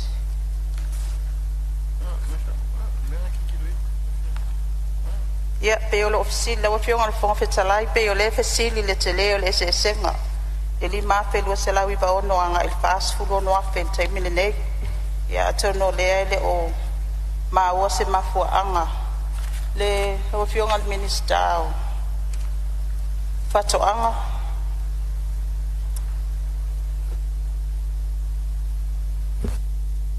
Sano mai lo whionga Minsta fatoaga. Ia, whaftai mo le awanoe na wawhionga. Ia, maa kua leo le o maa ua fo e ringe imkanga ruenga vaenga le peonga sa ngoe na whionga le le kai le kua ngai sau se kaimi ia onga mai reo se kali mangingo mai le kanga ruenga mai ngā whaloalo la wawhionga. Ufitare. Siri pole a vela a whai o tupe aru whatauina lus fuma 2 miliona iwa se lau valus fuma le whaafe iwa se lau valus ful ta lam ta le whatau mo le mtanga luenga whatoanga whainga whaiva vaenga le whamtalanga o e whina ngalo eisa no male ioe au ese le ai wa manu malo le ioe pisinisi ala manuia maleipa a whai o tupe aru whatauina luas fuma le tasi miliona whaafe wha se lau fuma le fitu ta la pole a vela ia tulai mai le sui O te fia fesili pe ai se a la ufionga le. O fono wa be se ina lo se la wa feta la le sa fo ina taluai. O se so swani na malo mo va na to mot. Contribution to the private sector. Lo se la wa feta sa e ki ale wa matar tu pele wa le ai. Am mole. Tu da mero fionga mi. Fionga fo telai. Ia te tu la mai so swani pasau ina taimi. O le vanga tupe leo mo ngā luenga whawai taimi. Ne pēna mai lalo le tanga luenga lea. O le ngā luenga whawai taimi sa amata lia i le MCO. Awela e le official tupe. O le official tupe la re sa ia le voto e mai i le MCO. O le se mafu anga tulanga lea ua leo to iai se ngā luenga le official tupe whai i ngā luenga whawai taimi. O leo wa mai I ai wa whentu langa le selection fitfiri ina o lato e o po kalamelea o e whatino pela official tupe pe o le la whatino fo I le official leo o le MCO Se tu na mero fionga le sui parmia? Lau fionga le fonga o ia tu na mero fionga le instato o swinga le wa ia il taimi le nei na watu la I mai malo fo ia le tato vaenga leo le lip sa iai lalo le tato mtanga alwenga o tupe a leo te foi le tato mtanga alwenga le MCO nalo whaftai Fesiri pole a vea leo whai tupe alu whatauina lus fumaritasi miliona whaafe whase lau sulfitu ta lama tala whatau mo tala o le talia mai la ta fesiri lau fiong e lo se la wafe le wa vese mai lalo allocation le sa tu le private sector so swani mo amul moli la plan ma fo ona le fisili mai nai tangata ia sa masani mo sosoni ia. Ia, la faturo e malo. Sano mai lo fionista. Fonga fetalai ia o swinga ia o lewa pase atu le tato support o le hap i le paketi lua lima lua ono le administrative support le mal whaaloalo. Siri, po le avea le awhai o tupe alu whaatau ina luas fulmaritasi miliona whaafe whase laus fulmarifitu tala matala whaatau mo le mtanga luenga o pisinisi ala manuia maleipa ma vaenga o le whamtalanga o eo finangalo iei sauno male ioe au ese le ai ua manu malo le ioe so tainga ma whamtalanga te konolos au whai tupe alu whaatau se furma le tasi miliona iwa se lau fitus furma le tolu afe lua se lau onus furu ta la fesili po le avea le a whai tupe alu whaatauina se furma le tasi miliona iwa se lau fitus furma le tolu afe lua se lau onus furu ta la matala whaatau mo le mtanga luenga fsota inga ma whamtalanga tekonolosi ma vaenga o le whamtalanga o eo finangalo iei sau no male ioe au ese le ai ua manu malo le ioe a onga manganu a fai tupe alu whaatauina se lau tolus fun male 5 miliona fa se lau male fitu afe iwa se lau valus fun male fitu ta la fesili au fianga zon fon ia ai ili saunoi te le fai tinga tupe le wa tas tu se tas decimal miliona le wa ave nga SQA sa ave le ono decimal miliona to sang fa tu pense nei ra pa u la le 5 miliona tas tu se tas miliona al fai tinga dona dua tas miliona le wa vese ato mai lava lalo il budget education budget sector budget support e miliona ato tu pena saina ale wa vese ia male silon tolu ole fu tu vai atu va tu pe ale e ave metal so ta inga valse la u valsu wafi ile ofiso a onga ale ma ta wili fa nga ina fu tal wai wala ma fuanga ma fa lava after o fianga minsta no fianga fon fitalai ja facility le tato one government school grant fa poponga na wa yai fa molmole pole ale fu fuanga mol fa poponga wa tu lai mai di meseda wafi ja sei tu lai mai le cabinet o fianga minsta Sal sanga ina tato fsili tu mai e tawai o le failo mai o tato output number le fai ngofi el mato tariatu le ale output number le se sa no ai le o fionga le yeah okay one common ground ja fang so son mai le honor fsili output number le se su e mai le famo oh yeah atono le o le fsili le one common grant se si tanga le ai le mai suval miliona suvalu decimal miliona sa olea lo fiong al fai pule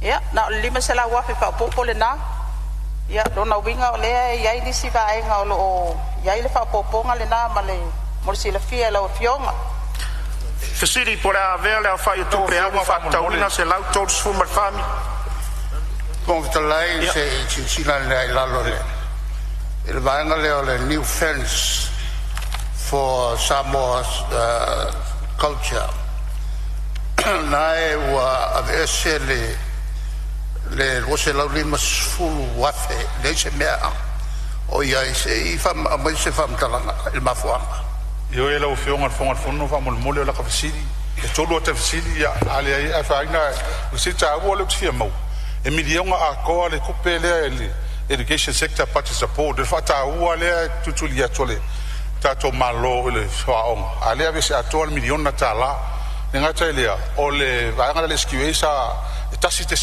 miliona tala fa ki kiela ko pakiki amon mole o tau si la fia la por napa por le page le o fianga fon trai i tu le atu mo le nga falalo no so sani matu committee sai loina ia sa no mal sur o le miliona le sa no yele sur falat todo ia na o fa tope ia ho kalame so sani ia tawala mai tato paanga le pokalame le Australia o le tautai na fan mai lalole Palemene tatou paanga ia le miliona lea. Malo whaftai. Siri po lea avea lea whai o tupe alu whatauina se lau tolu sfuma le wha miliona wha se lau ma le fitu afe iwa se lau ma le fitu tala. Ma tala whatau mo le mtanga luenga wa onga ma ngā nuu ma vaenga o le whamtalanga. O eo fina ngalo iai sa uno ma le ioe. Au ese le ai. Ua manu ma lo le ioe. Tanga luenga o tupe. Au whai o tupe alu whatatauina. Nā whionga whawhetalai. Ia. Sili atu I le... Sa uno maitsu. Tātou vanga leo government policies initiatives. O leo matawatu to ititia ia le pensini ho leo mo le pamwal pensini al malo. Sa 5 miliona lo pa o 3 miliona po la mafuanga. O sili mo mo le na sino na lua le fanua lea o le position. Ia. E ta ua lava le talia wa yat. Ia. Sei tua tu le minsta. Ia tu malai mai lo whionga le minsta. Ia, nau whionga le whonga petalai. O le fesili le whionga sui whai pule. Po le ale se senga 5 miliona nga 12 miliona. Le taimi le chakom, ia o le asa tele ni paonga ina ia le tatou pausa lea. Ai, o le uko e normalize ia le whaatinonga o tatou supplies le taimi ne ia o le au ngatonu le nā wa pauma ia 12 miliona. Mal whaaloalo. Nau whionga whetalai e silo na lua. Nga mbole. O le land acquisition le mai I whaatesi ma le 5 miliona a le bracket le ACC o le alaifi ba malama po le whanua whaatau le ACC po le whaatau le malo I lalo lava I le whaasolonga o po io o atina e ma le vanga ngā o le budget le tanu atuai o le visiri na land acquisition e a ma le visiri mudi la o le whautu e mai I le lip o le mai I se la wafe e a le tau mat nen fisili o la wa ave o man tupe fa ile lip I lalo le MCO ia le mata watu le se la wafe o le mo le lip I lalo le finance tanga lungo tupe o le sa o le la se fa mamala manga o le atulanga o le ai I le lip o lip wa ave o le MCO Ia, o le avano muli le o le sui mo le tanga luenga le sa no melo whionga minsta. Ia se tani mo mua tatou whaatesi ma le 5 miliona. Ia o tatou funds te o lewa procure mai o le ACC I le whanua lea I talane o le tate. Ia o le naunau tainga ma le tapenanga. Ia extend ia il ka paka fo iwa. Le lava il ka paka le tatou tate taimin nei. Mal whaaloalo. Ai o le... Ia, le sui o whalatutu. Au tūlanga lea tatou lip. Ia, o vaenga ia o lea ua se ia le tatou lipa nga I le MCO. Ia ato no nai vaenga ia o lea o tutoe I le tatou leave program le ia le taimi nei. Matanga alwenga tupe. Tai. Au whionga e. I vesili e tuvanga tupe le 1 miliona. Le ave nga il Samoa housing and concession. Sa ufa pea ufasi leva ile tu avesi tupe. Wala tonu mafua anga ua. Wa olevona e lava le fa foi fala tonga malo. Alo wa ya tu le la auto ya veli si 1 miliona le fa mun. Ia, fa time or fa sili. Onisi o ba nga le na bata wale. Panga malo le nei. Le wa ya ia ba nga tupe mo mua ia. Ia o tato ba nga tupe mo mua le 1 miliona. Ia e anga I lava Samoa housing ia a leisi 1 miliona ia e anga I tatou faltupe o atinae ia mo baenga masani mal whaaloalo Fesiri po le avea la whai o tupe alu whatauina se lau tolu sfurma le 2 miliona valu se lau se furma le wha afe tolu se lau iwa sfurma le 5 tala matala whatau mo le mtanga luengo tupe ma vaenga o le whamtalanga o e fina ngalo eisa uno marioe au ese lele ai o a manu malo le ioe Mata upu tau le vai fafo ma fe fata wa inga o fai tupe alu fata wina tolu sfurma tasi afe valu se lau ia olo ia ile fau la vea ile sui o lo tofanga Aftai tu la ya tu male fadoan o le fa fasili fa nga solongo le tatu nga wenga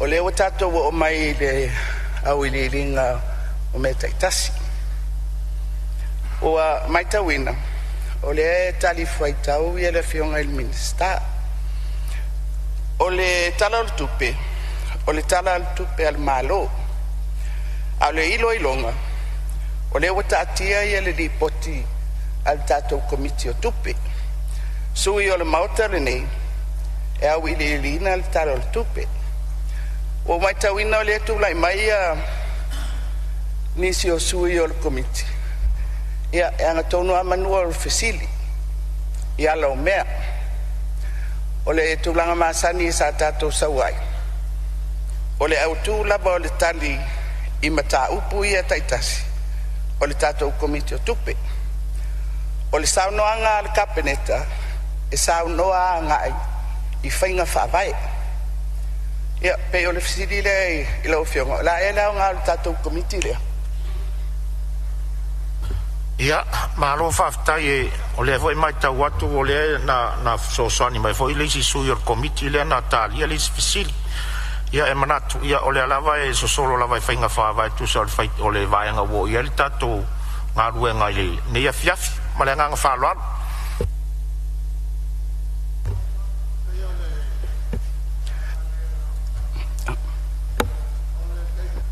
Lau fionga le whamutalai. Ia sauno. O te mine o te telefono o le komiti. O te le lopo o fio ia te telefono.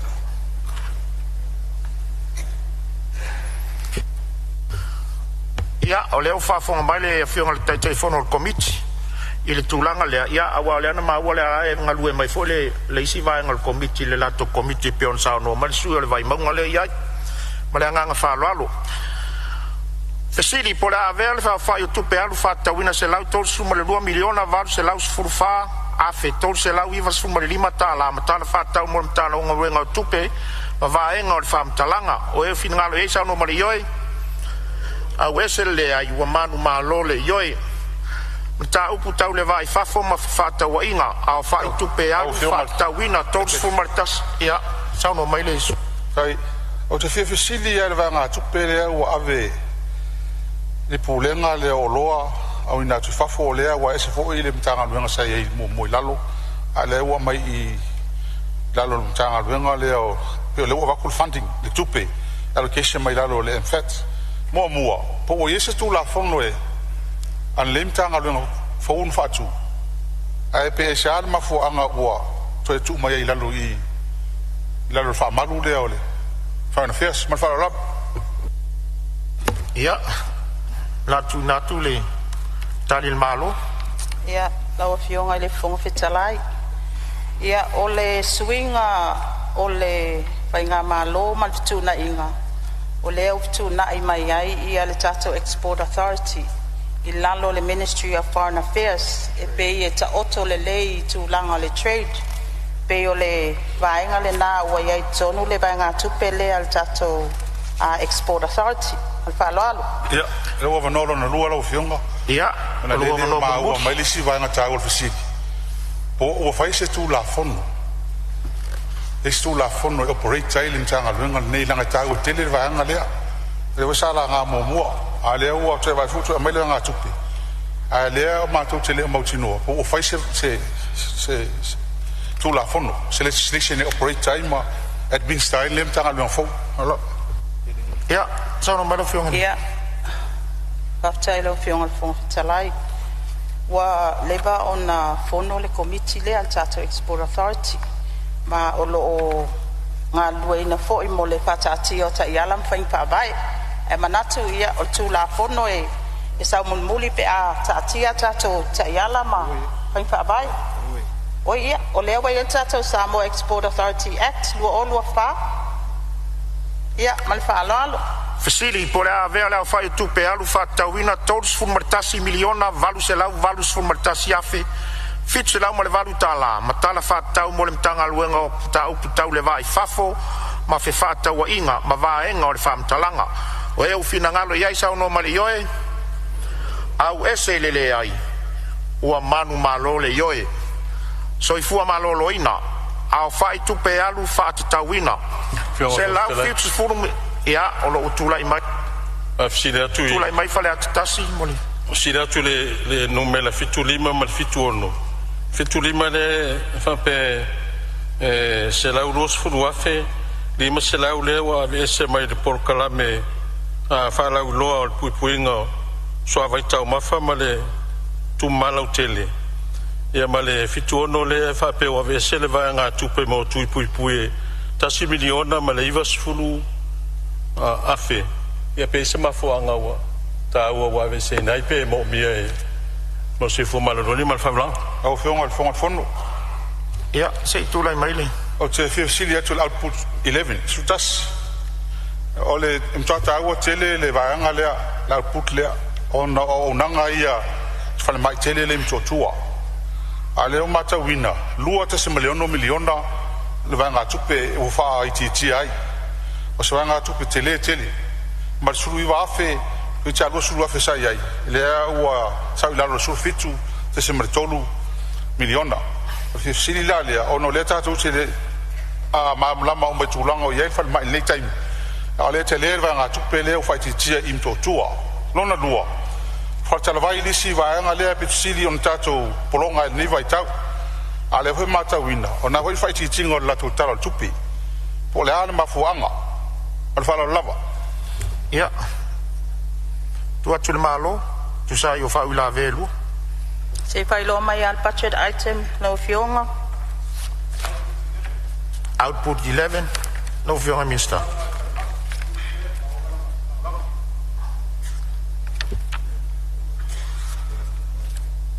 Output 11.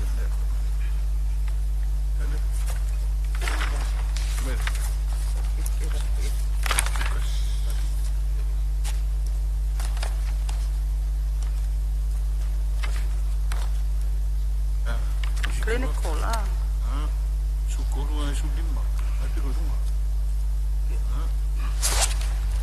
Ya, atono le fasili le tato clinical. Sa ole? Ya. Atono le olea e le drop. Onga e onos fultolu ia position. O lawa transfer isi outputs. Malfalo alo. City, por a vera fai tu pe alu fata wina se lau fits fu miliona ono se lau fits fu lima fe fa se lau se fu mal fa matala fa tau tanga lu ngol so fu malolo ina ma va e ngol fa talanga o e fina ngalo e sa no mal yoe au ese lele ai o manu malole yoe o fe tonu le mele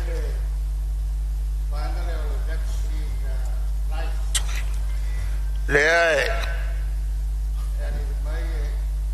e miliona le sa ai tau sanga taluai o le ma se me o yai supplying yo tato vaccines ma le fsilo la lua o le tato drinking water quality le ai le salau was full wa fe lima salau e tau sanga taluai o le fu le se me o le soi fu malolo ina le tsau no e fu malolo ia le wa umala watu fsilo mai vo le tau tua o penga tu lai mai lo fionga tai o le tuanga fam snonga e tau tele lo fionga me ia ai a fia ai so fu tatu tamat ia ai fa maru watu o le i lo fionga o le vaenga le o le tua va no atu al tai mitango fia to li pot a le fsili le o mana a mai tai le fsili le fon talai fam snonga pulenga tau fam snonga a fai tu pe alu fa tau ina ia o lo tu lai mai le fa ula ve le vaenga le pe o le mata o atu le fa le famasino le fa savai le pe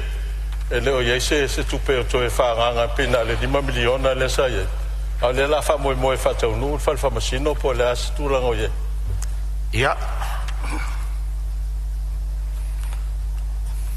tari mer malo ola foi le Tem famal mole.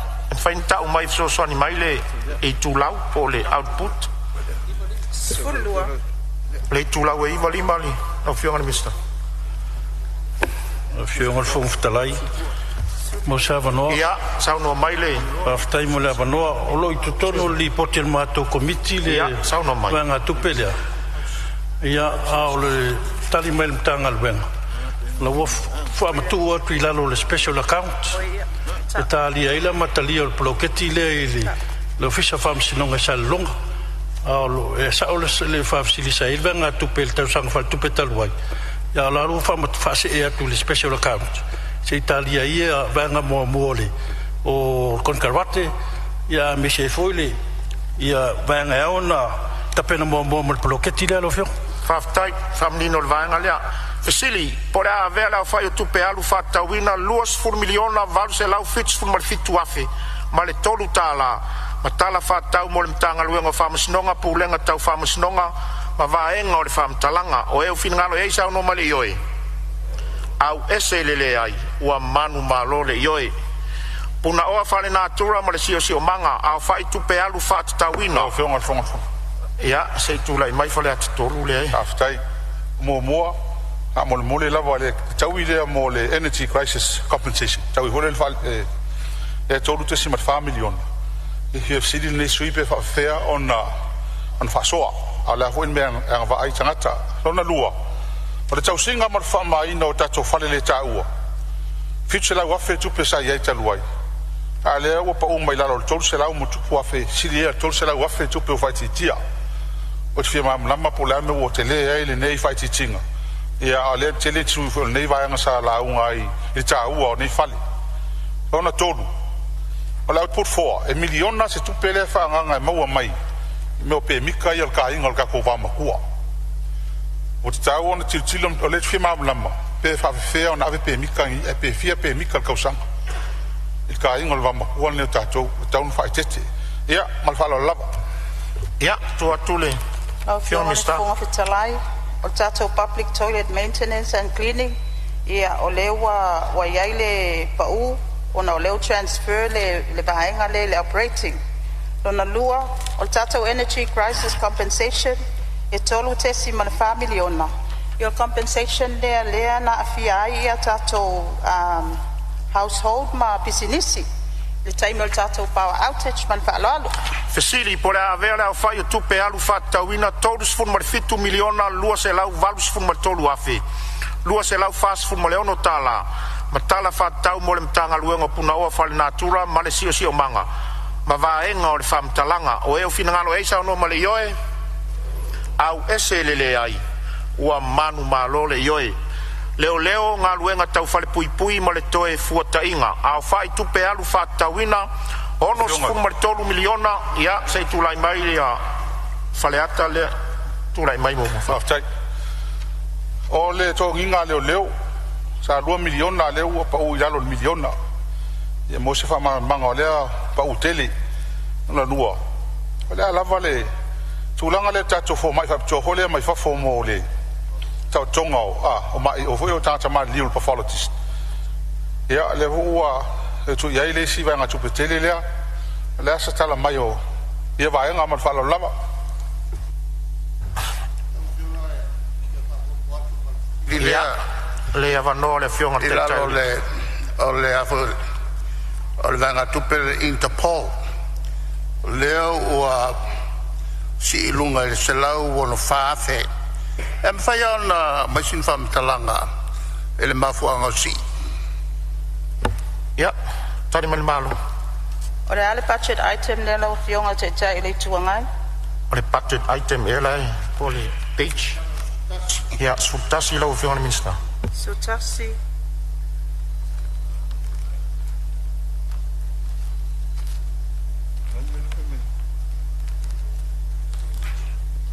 O nga ilau fasiri a nga i tato operating expense lau fionga? Selai. I tu lau se lau suono ngana fa pertania. Oi se lau ono sufa. Lau fionga ele fonftalai pe fensoni. Ia, sa no mai lau fionga te telefono.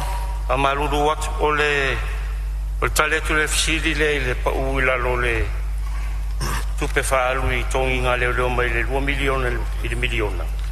Sa 2 miliona o no le tāpenanga o tongi ngā le mai teinu o le fono o le tato wa tiuka. O le vaenga tupe le pathologist. Le ie le 2 se lau musfuru afe. Ia o la e sa iei se fufuanga le mtanga luenga. E whasa launga luenga. Le la whatali lava se qualified pathologist. Wow, ngā luenga ie e den whaina whaisos fu mai. Ai o temi nei o lai ele pathologist mai fiti. E whai masau e whaatino se suenga ia. I te mea vanuai, mai whaelo te. Siri, pole a vela whai tu. Ia, sei. Interpol. Ia. La foi li tu lau fiona. Fa pertano. Ia.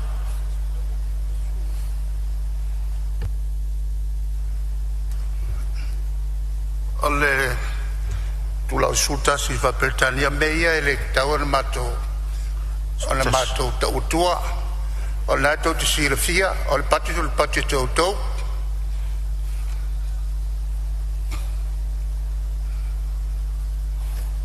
Ato committee se so ni mai le vaenga le ole rent and lease le Interpol.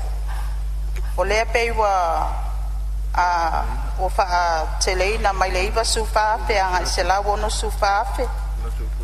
Ia. Ia sa no mai le telefono ko Sonia tuile. Ta pulea. Ia le nai outstanding arrears ole o le tato membership le ta pulea le Interpol. E se Famawina le committee te mi fatata no tanga wenga leo ma fa lo te la Siri pora avela fa tu pe alu fatta wina ono sfumar tolu miliona ono se lau tolu sfumar le limafe valu se lau fit sfumar tasita la matala fatta mo le tanga wenga leo ngal wenga tau fa le pui mo le toe fuata inga ma va enga o le fam talanga o e o fina ngalo e sa no male yoe au eselele ai o manu malo le yoe Palemene ma le kapeneta au fai tu pe alu fatta wina ia o tulai mai a su te tele tu la lo me transactions of the state tu lau se lau no lima so ni tuai mai le lima sul wa feta la mole a to Samoa fono a to Samoa si dia tu le tu langa le na le o tatu te atu te ese mai le taga renga le vai faf o la ho wa la ho mai le no se la wa fe mo fono le la le se ngao o vanga tu pene e se lo se la wa fe le fono a to Samoa meeting ila lo le paketti le foreign affairs ala vi a mai di masulu wa fe le fono la valetas a to Samoa meeting la lo official palbia si da tu podade ma fuanga ya se tu la mero fonos au fionga le fongo fetalai ya le lopo se limas fu wa fe le ai fofua moni a me alofa ia mole ato Samoa mal falo ia Palemene mal kapeneta fai tu pe alu fat tu lai mai lo ile ia sa no ma ta o tele la lo le Samoa returnees charitable trust page 126 les fitsuafe le was itia se la wafe la toia au te manat ai o la toia o te ngata sol tu la fono e atu nui fafo ma o toi fafo i mai i Samonei ma kiri ai o ngakere sol ku la fono i Samonei se ia mai sfam talanga i le tulanga o le selawa felea po o to fia le afai o la tauia wa iai tutolu o le trust nenei tuna mero fe marmista ia atono si tanga le atolu sfulwafe malfitus sfulwafe le mawai se la wafe ia o se fautuanga na au mai le kapeneta le yetsi tanga le wa mo mawai le fa inga se la wafe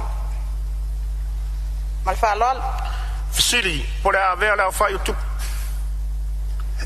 o te mamlama pe o ko fia la fa o la tone sol tu la forno o fa fo i mai Samoa o lo ye pe ne temil ne real wel fix sulla fele la fa yo la to o fionga ile ya tu la melo fionga te telefono committee tu la melo fionga te telefono committee ia fa malo lua tu le fionga te telefono e le fisilingi il committee pe to fia le fai o e lo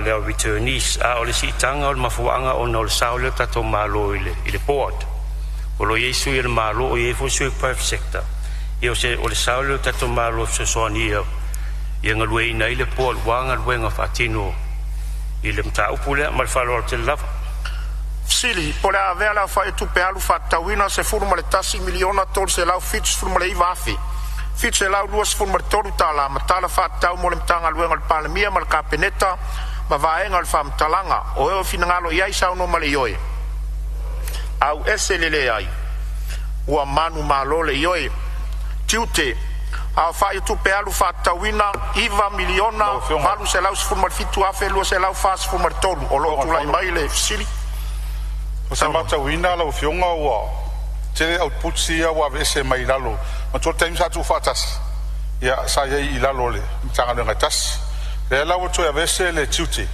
a vese ia le revenue ia pe leo ave uma ia vaanga ia i lalo le revenue a o output ta ua nei fa lima sutasi marsulua o mea kau audit investigation o mea kau whainwhenga whawai o mea kau loia ia IT tunanga pena ala fesili la pe koe whatum pe toi eini vaianga whapea i lalo le vaianga le tuti e toi whatuina eini vaianga le ia divisions ia i lalo le vaianga i le tuti ono leo pe falling off is my positions avesi mai matangata transfer i lalo le revenue alela o le intangata whainga luenga le ini ava noa i lalo customs le terminate matala lava ya lo fionga ya lo tula mai lo fionga te fono committee sauno mai lo fionga i le fonftalai ia o le vaenga leo output sai e te mina na tasi mtanga luenga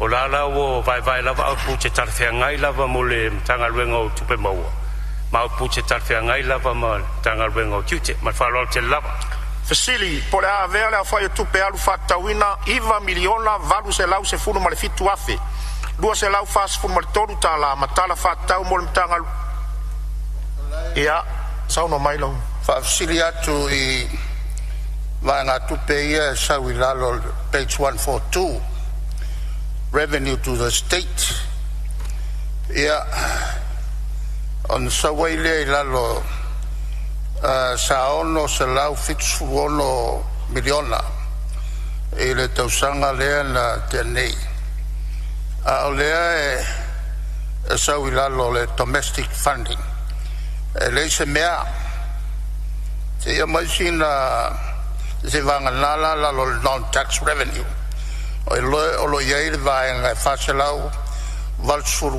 faselau valu miliona se ia mai na sina whamtalanga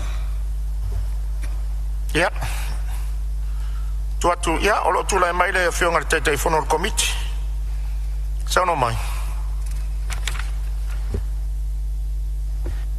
lo fionga i le fonftalai o lon se lau fitsfulu ono miliona fitse lau toso tasi afe valu se lau sfulu valu tala i le vai teimi au tasi le mtanga luenga o teimi la nei o le fase lau valu miliona valu se lau fisu tolu afe fase lau valu tolu afe tala o le tupelea o le fuafuaina e koleti e mtanga luenga o tiute a o le difference o na estimate e kolekti a oina e mtanga luenga o tupe maua ma whalo lava Fasili, po le avea le awhai tupe alu whatawina iwa miliona valu se lau se funu ma le fitu afe lua se lau fas fumar tonu ta la matala whatau mo le mtanga luenga o tupe ma vaenga o le whamtalanga o eo finangalo iai sauno ma le ioe au ese lele ai ua manu malo le ioe tina mata mai tai a tina nuu mafioanga ma so tai a whai ma tupe alu whatawina se lau ma le fitu miliona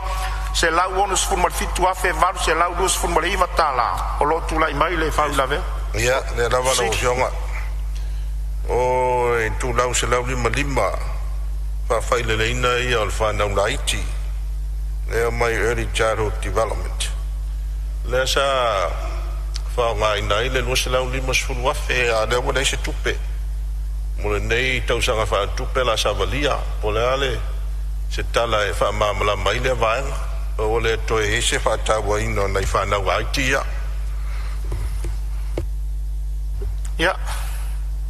sei tuatul committee mari palo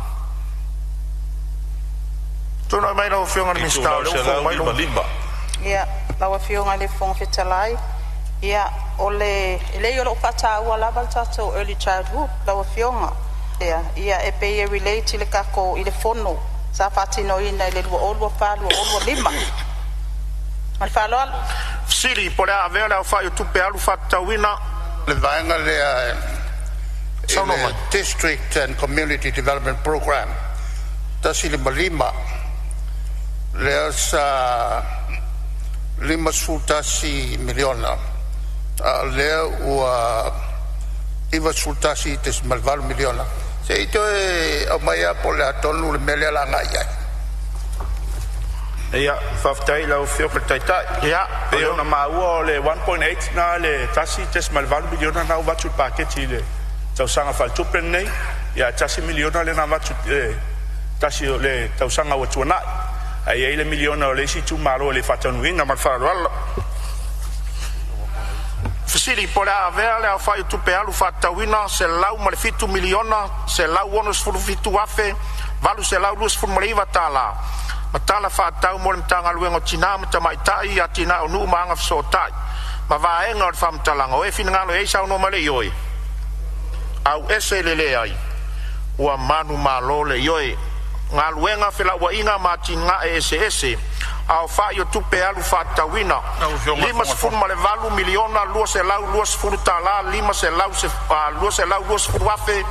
5 se lau se furu male lua tala. O lo tula imai fisili.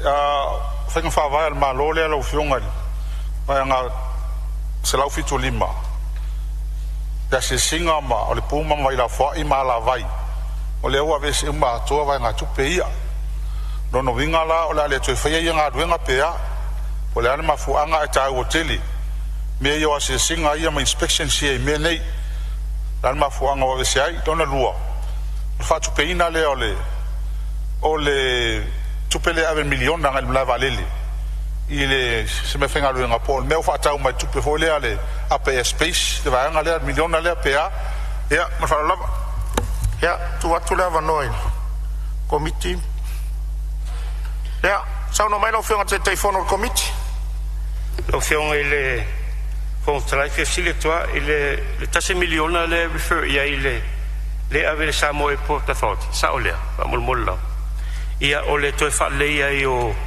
ngā ruenga whaatino, especially mo i tū tau safety ma security, la vei ma security cameras ma mai tūna, mai whaarau te lava. Fisili. Ia, o loa wano muni lea? Ia, o fisili nā mafu anga nā lau whiunga e leo talia mai le vanga tā ua le division vanga tupe atoa leo ve ese yasi singa, e se an mafu anga. Ma le si lava anga lea leo tifi e lua. E sia ua toi avel tupe le mla valele o le e ao la tau tupe le pei o le walu nunga le fiori security mtu lang wa pena wa e a le tu foding ma toi fa tupe to le malo e va ang tele le ma fa la ya tu le mai no fi al mista o le tulanga la vale tato sanitation inspection o water sector provision o le transfer o mai le implementation output ilalo le operation malfa lalo Fisili po le avea le awhai tupe alu whatauina 5 miliona lua se lau lua sfuru afe 5 se lau sfuru lua tala matala whatau mo le mtanga luenga ngā luenga whila ua inga matina ese ma vaenga o le whamtalanga o eo finangalo iai sau no mai le ioe au ese lele ai ua manu malo le ioe lo ia sili au fai tupe alu whatauina 5 miliona valu se lau fast furu afe tol se lau tol sfuru tala Fisili, po le avea le au fai tupe alu whatauina 5 miliona valu se lau fast furu afe tol se lau tol sfuru tala matala whatau mo le official lo ia sili ma vaenga o le whamtalanga o eo finangalo iai sau no mai le ioe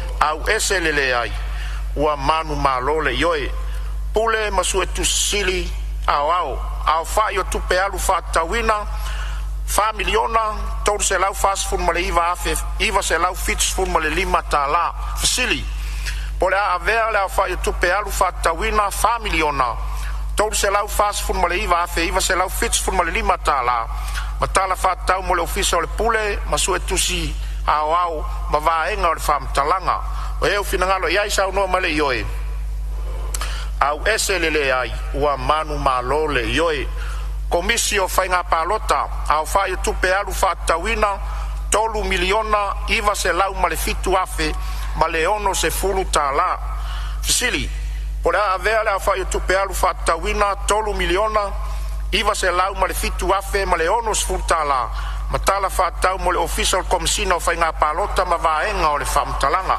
O eo finangalo iai sauno marioe au ese lele ai ua manu malo le ioe whai lau tusi o le fono au whai tula fono a whai o tupe alu whatawina iwa miliona se lau fitu fumatas ia kolo ia fisili sauno mai ia le lo sili atrai la fionga le fonga talai I tato wanga tupe ia alu komiti po la vea ngama launi o ka komiti ia me fala la ia po la vea ma launi o komiti ia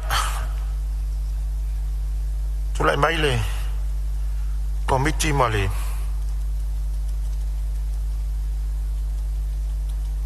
alauni o komiti fa Palemene masalo le sao le ia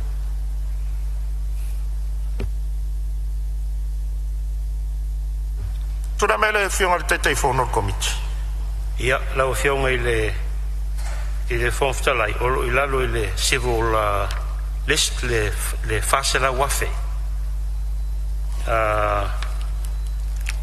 le I le pe al tato edo I le legislative assembly al le tonu le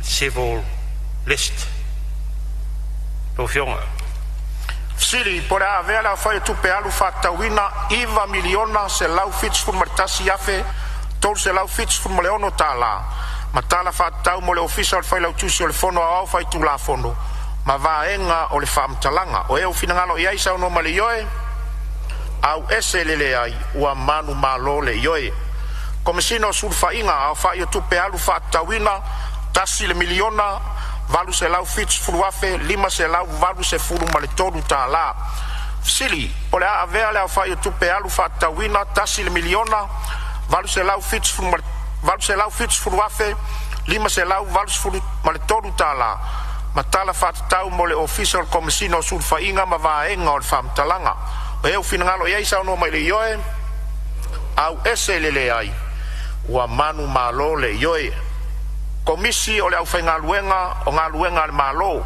a whai o tupe alu whatawina se furu maleono miliona iwa se lau lua se furu maleono afe wha se lau iwa se furu male toru ta la fisili pole a avea le au whai o tupe alu whatawina se furu maleono miliona iwa se lau lua se furu maleono afe wha se lau iwa se furu male toru ta la matala whatau mo le komisi o le au whainga luenga o ngā luenga le malo ma vaenga o le whamtalanga o eo finangalo iai sao no male ioe au ese lele ai ua manu malo le ioe fai numela wha mau mawina au whai tupe alu whatawina 1 miliona fitu se lau iwa se furu male lima afe lima se lau 1 se furu male fitu ta la fesili pole a avea le au whai tupe alu whatawina 1 miliona fitu se lau iwa se furu male lima afe lima se lau 1 se furu male fitu ta la ma tala whatatau mo le official foi numela wha maumawina ma vaenga o le whamtalanga o eo finangalo iai sao no mele ioe au ese lele ai ua manu malo le ioe ngā luenga tau ala manuia ma tina e al malo au whai o tupe alu whatawina 2 miliona iwa se lau 5 se furu ma le lua afe wha se lau 2 se furu ma le tasi ta la fisili pole a avea le au whai o tupe alu whatawina 2 miliona iwa se lau 5 sfuru male lua afe fa se lau 2 sfuru male tasi tala ma tala whatau mo le mtanga luenga o ngā luenga tau ala manuia ma tina e o le malo ma vaenga o le whamtalanga o eo finangalo e sao no male ioe au ese lele ai ua manu malo le ioe ta alonga malanga oa mo le fia o tangata au whai o tupe alu whatatawina se furu male tasi miliona se lau 1 sfuru afe ono se lau ia o lo tula ono se lau ono sfur male valuta la o lo tula i malfisiri ole lua se lau afe lea sa tu ese mo le friendship park le hole tu o le wa vese ai matawina mo mia tele tu pe po felo wa vie one mo mia tele tu pe le maintain ai le il tato paka le friendship park le po la mo vese ai parlo ya fio mo fo vitolai ia o lo tulai mai foi ma le fisili ia sao no ia lo fianga o le fisili fia mamala mai o le Vai ngā tupe nai whanganga Sports Development Fund. Ngai soi foi lalo ma le Friendship Park. Sa lua tesi ma le 5 miliona sa whaaluina i le tausanga wha tupe o tonai. E ala osi inunga le 1 milionga. Papsili atu po le anma foanga le ale me whaonga inwa ngā tupe lea. Ia o te watu le tura i mai le teitai whono le komiti se. Sano mai. Ia, lo fionga whon talai fi Sonia tu. Tali fisili leo le lo se la wafe sa e Friendship Park. Sa whaanganga e Friendship Park mo le tausan wha tupe luo ua wha luo lima. O nā ua feature i tonu le output 6 i le tausan wha tupe nei. O si tanga ma le lua tesi ma le 5 miliona i le 1 miliona. O se tasi le vaenga o le anamatau o le vaenga whai o le whatino tausan wha tupe nei o le 1 miliona allocate i sports development tausan taitasi ma wharo te lava. Sili, po le avea la whai o tupe alu whatauina se furu ma le tasi miliona se lau ono se furu afe ono se lau ono se furu ma le valu tā la. Ma tala whatau mo le mtanga luenga o tā longa malanga oa mo le fia o tangata ma vaenga o le whamtalanga o eo finangalo eisa ono ma le ioe. Au ese lele ai ua manu malo le ioe. Komisi o le toe fuata inga o tula fono a Samoa au whai o tupe alu whatatauina tasi le miliona 5 se lau ma le fitu afe 5 se lau valu se funu ma le fitu tā la. Fesili po le avea le au whai tupe alu whatatauina tasi le miliona 5 se lau ma le fitu afe 5 se lau valu se funu ma le fitu tā la. Ma tala whatatau mo le komisi o toe fuata ina o tula fono a Samoa ma vaenga o le whamtalanga o eo finangalo iai sau no ma le ioe. Au ese i lele ai ua manu malo le ioe. Whanua ma fuanga whanua au whai o tupe alu whatatauina se fulu ma le tolu miliona 5 se lau ma le iwa afe wha se lau iwa se fulu ma le tasi tā la. Fesili o le avea ia o lo iele Fesili o na fia malam lava po fea le o ave iai ma ngā tupe ia ma komiti ia le komisi o lea o whanua whaanga nu ia ma le komisi ma le pule wha mau o whanua le sai va ngā tupe ia lua se lau surono afe ma le ono surono afe o le mea ua le toi ia komisi pe e sean ma fuanga a man mole ia fuanga whanua komisi o fuanga whanua le ano liu leo Fesili.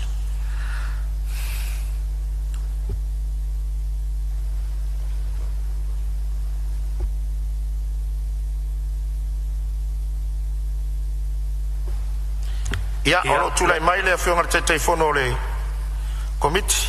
Ia, lo whionga te whonga talai, ia whia whisoni atu le taupule, o le wei lalo le output 5. Lau tu whatasi le output 5. Mai wharau te lau. Fesili, po le avea la whai o tupe alu whatauina se furu ma le tolu miliona 5 se lau ma le iwa afe, wha se lau iwa se furu ma le tasi tā la.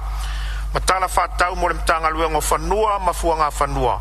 Ma vaenga o le whamtalanga, o eo finangalo eisa ono ma le ioe. Au ese lele ai ua manu malo le ioe. Tupe maua au whai tupe alu whatauina 5 miliona se lau tolu se furu ma le ono afe wha se lau se fulu ma le ono tā la. Fesili ia olo tula i mai le whale ata tolu mo le fisika.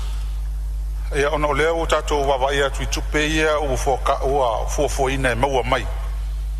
Ia au te leo mautino wa lea ua fualinga mai o whatau nuu isi vaenga o le navatau, ale o whatau nuu ina isi vaenga pe afsiri atu. A leo tātou te iloa, e te le ia vaenga ia la whaititi ia la fonga. O le voi la sifi lunga le threshold ma le suli mafe lusu afe o tongi maulalo e le to ise tongi ia le se la fonga tu sa no la fonga nenga tailea o corporate taxes ia ma isi business tax le la causa pa u mai lalo ma o va nga tu petele ia le ke le kupel malo e la fonga e fa faire la po la fu fonga o iai fonga ta te ia o lo ia mai lo fonga le mistasa o no o te mine e le exe swinga laua o matanga ngā lue tu la fono. Wai mua na wha le tu la fono ma wha sao le lei. I ona whata whailo swinga i a mai te tono lua whilu ono lua whilu fitu. E a matai le vai ngā pio na i le whala ulo e nā watau, ma le whala lava. Fesili po le avea le au fai o tupe alu whaatauina iwa miliona se lau tolus fulmaleono afe fa se lau fulmaleono tala matala whaatau mo le mtanga le wengo tupe maua ma vaenga o le whamtalanga e o finangalo iai sa no male ioe au ese lele ai ua manu malo le ioe au fa inga o tupe alu au whaatauina luafe luas fulmalelima luafe luas fulmaleono iwa se lau lua se fulmaletasi miliona lua se lau lima se fulu ma le tasi afe lima se lau lima se fulu ma le tolu fesili po le avea le au fai o tupe alu au whaatauina iwa se lau lua se fulu ma le tasi miliona lua se lau lima se fulu ma le tasi afe lima se lau lima se fulu ma le tolu tala ma vaenga o le whamtalanga o eo finangalo e isa o no ma le ioe au ese lele ai ua manu malo le ioe fesili o le avea le whamtalanga ma vaenga o le tulafono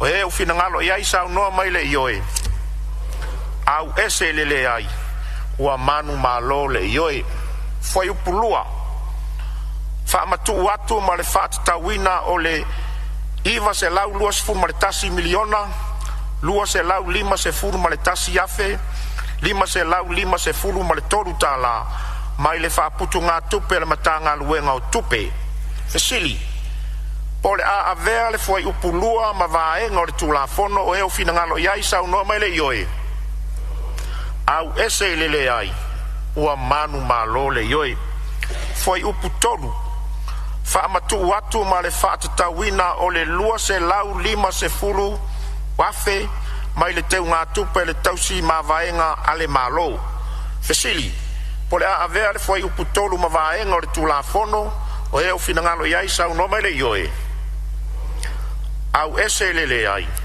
ua manu malo le ioe foi upu fa matu atu ma le whaatatauina o le lua se fulu ma le fitu miliona ono se lau tolu se fulu ma le fitu afe lima se lau fa se fulu ma le fitu tala mai le whaaputu ngā tupe ale matanga luenga o tupe fesili po le a avea le foi upu fa ma vaenga o le tulafono o e u finangalo iai sau no ma le ioe au ese lele ai ua manu malo le ioe foi upu mua ma le ingoa foi upu mua ingoa pupu ma le amatanga tulafono le whaatatauina o tupe lua afe lua sefulu ma le lima lua afe lua sefulu ma le ono fesili po le a avea le foi upu mua ma le ingoa ma vaenga o le tulafono o e finangalo iai sau no ma le ioe au ese lele ai ua manu malo le ioe e whaasilasila atu o whaangasolo nei le tulafono tau whaofi o le whaatatauina o tupe lua afe lua sefulu ma le lima lua afe lua sefulu ma le ono e au noa ma se teuteunga tolu tulafono tau whaofi o le whaatatauina o tupe lua afe lua sefulu ma le lima lua afe lua sefulu ma le ono fai taunga whaatonu tulai mai lau fionga le minsta o tupe Lau fionga i le fonga fetalai o te whaatu le lafo ina ia fai tauina nei le tu lafono tau whaofi o le whaatauina o tupe lua o lua lima lua o lua ono i lona fai taunga whaatolu whalua le fionga sui Palemene o le minsta o le talonga ma alanga ofi fia ia e fa pe fo minsta o fa masnonga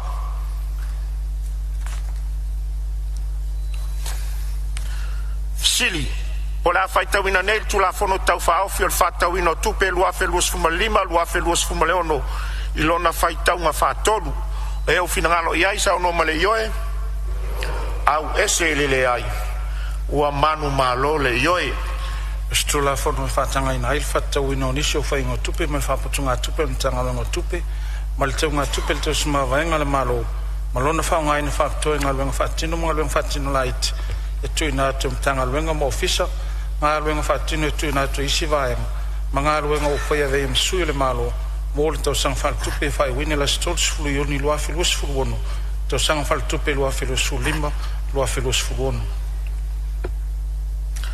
o te fasile sila atu wa mai au na fanga solo le tula fono tau faofi o fatu tauino tupe lua afe luas formule lima lua afe luas formule ono le Palemene ua poto ma ua whapea o na pasia le mauta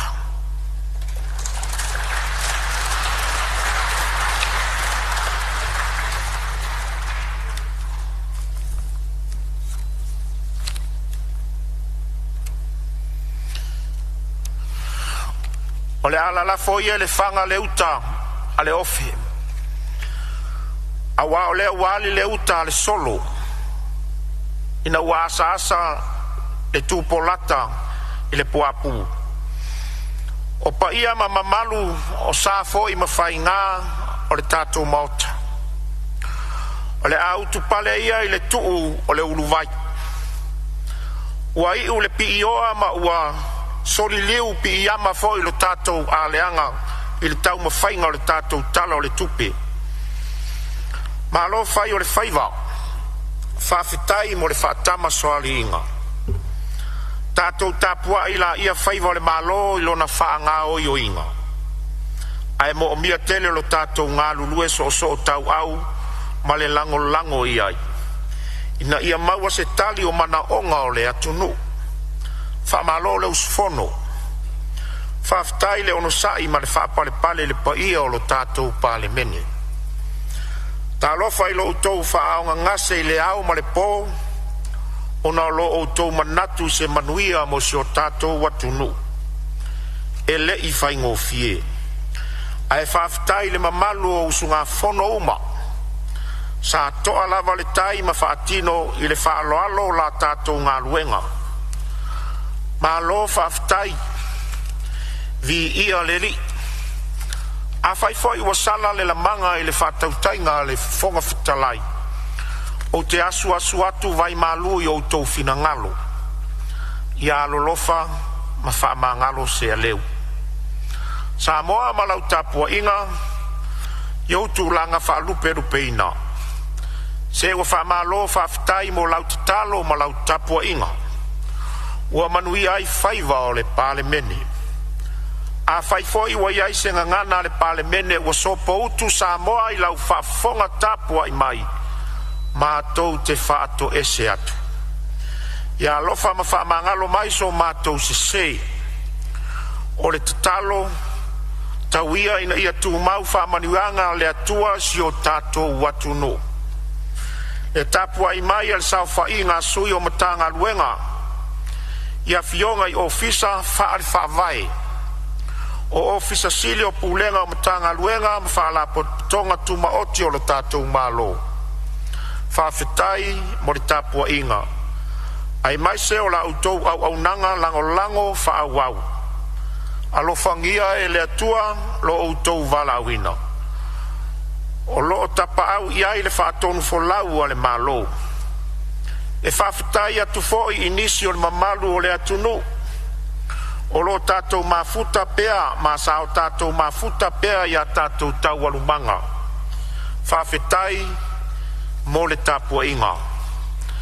e lē faagalo foʻi auauna eseese sa fitaituga le tautuaina o le tatou taualumaga i lenā vaiaso ma lenei vaiaso lau fioga i le ofisa sili o pulega ma le ʻaufaigaluega le matagaluega o fesootaʻiga ma faamatalaga tekonolosi e ala i le auaunaga a le lua api ma le tv iva lau fioga le komesina o leoleo ma le matagaluega e ala i le auaunaga faifai pea malu o le malo mo le puipuiga o le saoga lemu o lo tatou maota nei lau fioga le komesina ma le pulega o auaunaga tautinei mu ma faalavelave tutupu faafuasē lau afioga i le ofisa sili o le pulega ma le ʻaufaigaluega le faalapotopotoga o le malosi faaeletise le EPC ma le ofisa sili o pulega ma le matagaluega o taloga ma alagaʻoa mo le fiafia o tagata faafetai tele mo a outou auaunaga faafetai tautua malo faafetai tautua atunu faamanuia le atua i o outou valaauina na o se faamanatu a le fofoga fetalai iā tatou komiti faapalemene alolofa ua tatau ona saʻili outou taʻitaifono ma sui taʻitaifono ma faatulaga le faagasologa o le iloiloga o galuega ua tuuina atu o le fono aoao faitulafono a silasila le tatou pepa o galuega ua tofuʻu ma lava komiti ma galuega o iai o le tele o ia galuega e tatau ona lipoti mai le fono aoao i le fonotaga o tesema 2.25 tu sai mai ai nga o tatou tu la fono tu mau ia manatua e mai al tatou fono le nei ona toe fo i leo komiti le maota to filau eti ale sana i mulunu mo au to Fonotaga sei tau tua na ane au to pepa e whaonga ia au to wiloilonga o le afsoso ani atu fo i lau whai ngā luenga i le tūlanga e more sila fia wa tau lima ina fo i le tatou ofisa le whaka wa ia ia le tutongi o launi mo to Fonotaga a mui au tou pe au tatou tatala ia lo fangia le atua le afio atu le tatou maota i le nei afiafi talo sia fo i le pui ngā lona nganga e mauai se fai ngā malo longa file mu i le nei po ai tatou te lei tolo po o te talo sanga atu le afionga le suis fono mo si umu se e saunia se te talo e fa umai le tatou fono tatou sisi fatasi le fu o le manu malo le whailonga koluse so fatamale alo malenganga paia matou whaftaia lau fio le neitu lao le afiafi wa e whafonga i ngaluenga whatino o lau Palemene a Samoa a mata mai lava le lava yaso se i audia foi le neitu lao le afiafi lo matou atua whaftai lau piupuinga leo leoa i tonu le nei Palemene tonu foi se o matou atunu le ana tapua inga wa e mal manuia faiva se o matou nei Palemene matou te whaftaia foi lau o fio i le neitu lao le afiafi nisi foi o i la tou o le mawhai foi o na whataunuina o matou tiute mawhaiva ona o le ngase o le tino o le mawhai ai o na matou whatasi le nei afiafi matou te whaftaia i au puipuinga ma au leo leonga i ate i matou lo matou atua matou te talo ni nei afiafi lo matou atua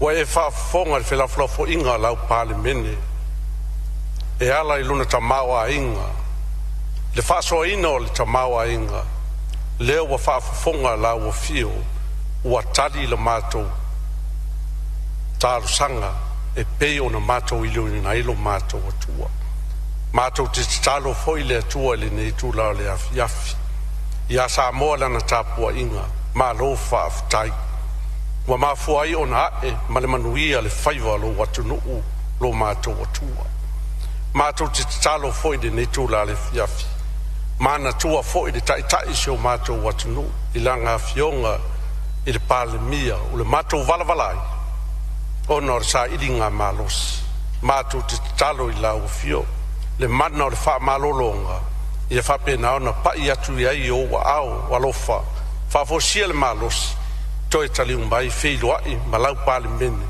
whau au whatasi o matou tiute pe o na matou tofi ai matou te talo foi le nea fiafi whamanuia i lana fionga i le fonga fitalai le sui fonga fitalai e whai ina o le matou fono e pe o na masani ai iai leanga le lei o lau o fio fo ai le malosi o le tino ma le mafau ai meise le anganga i langa fionga le whaifoina o le matou Palemene matou te talo e whamanuia foi ia fionga i sui Palemia ma le kapeneta whapele loa le nei Palemene i o matou whaiva lo matou atua te talo foi le nei afiafi whamanuia se o matou atunu atoa i lana tapua inga whafonga i le nei tūla le afiafi lo matou atua matou walau foi lau o fio o ai o fia maua lau soani i e ilo wanga le lei whasoa mo i la tau lo matou atua ta talo whapitoa foi mo le ofisa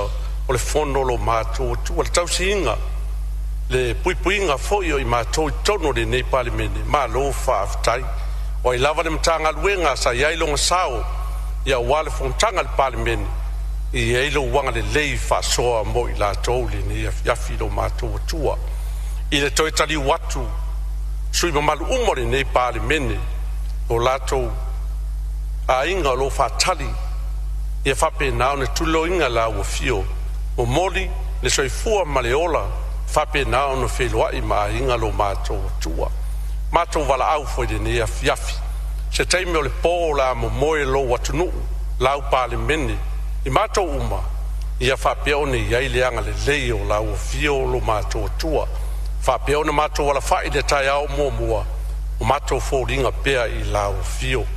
I o mātou se ma di o mātou leanga. Mātou te to ele o mātou vai.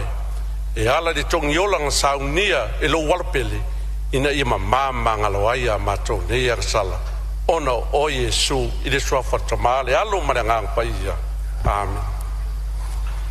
O te whasisilatu wa tolo pōnei tau wala manga le whono au whai tula whono, se iau lia le aso lua, aso se furu male ono te se ma lua afe lua se furu male lima, I le utu la iwa tolu se furu, I le tai au.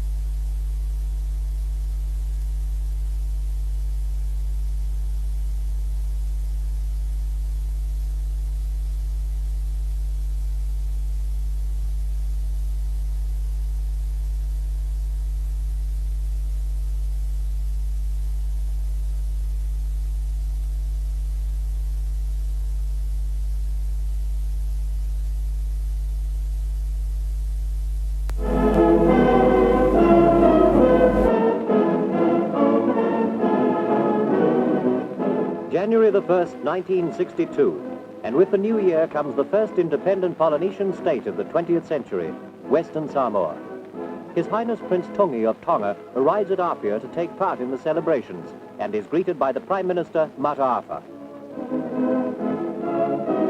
On the Malaya Turfao, the heads of state, their Highnesses Tupua Tamasesi and Maliatoa Tanumofili, walk to the official dais, where the oath of office is to be taken before the Chief Justice of Samoa, Mr. C. Marsack.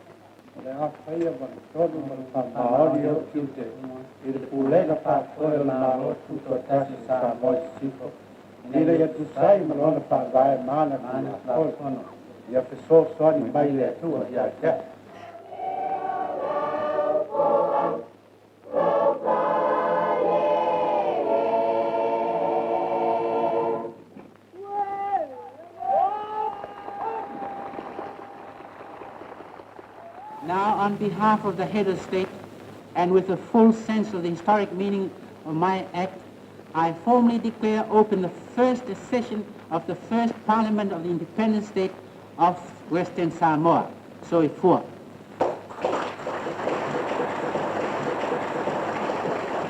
Alo bala wina fa alo wina. Kato au fa tasu ne yas. Le mamaru o fono fa tu la fono. Yes, it for.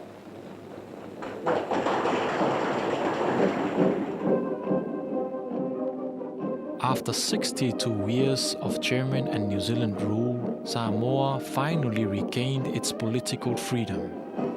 Apia became a city of celebrations. From the Kingdom of Tonga comes a breathtaking gift of 1,000 yards of tapa cloth, made specially for the occasion.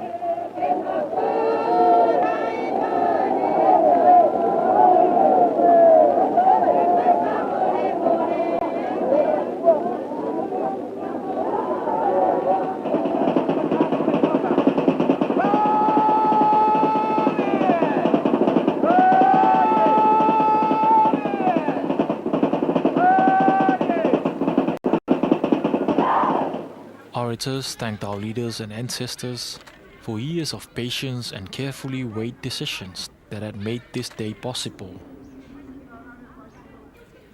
Pastors gave thanks to God for the spiritual guidance and wisdom of our leaders and cautioned all citizens to remain true to the country's motto, Samoa is founded on God.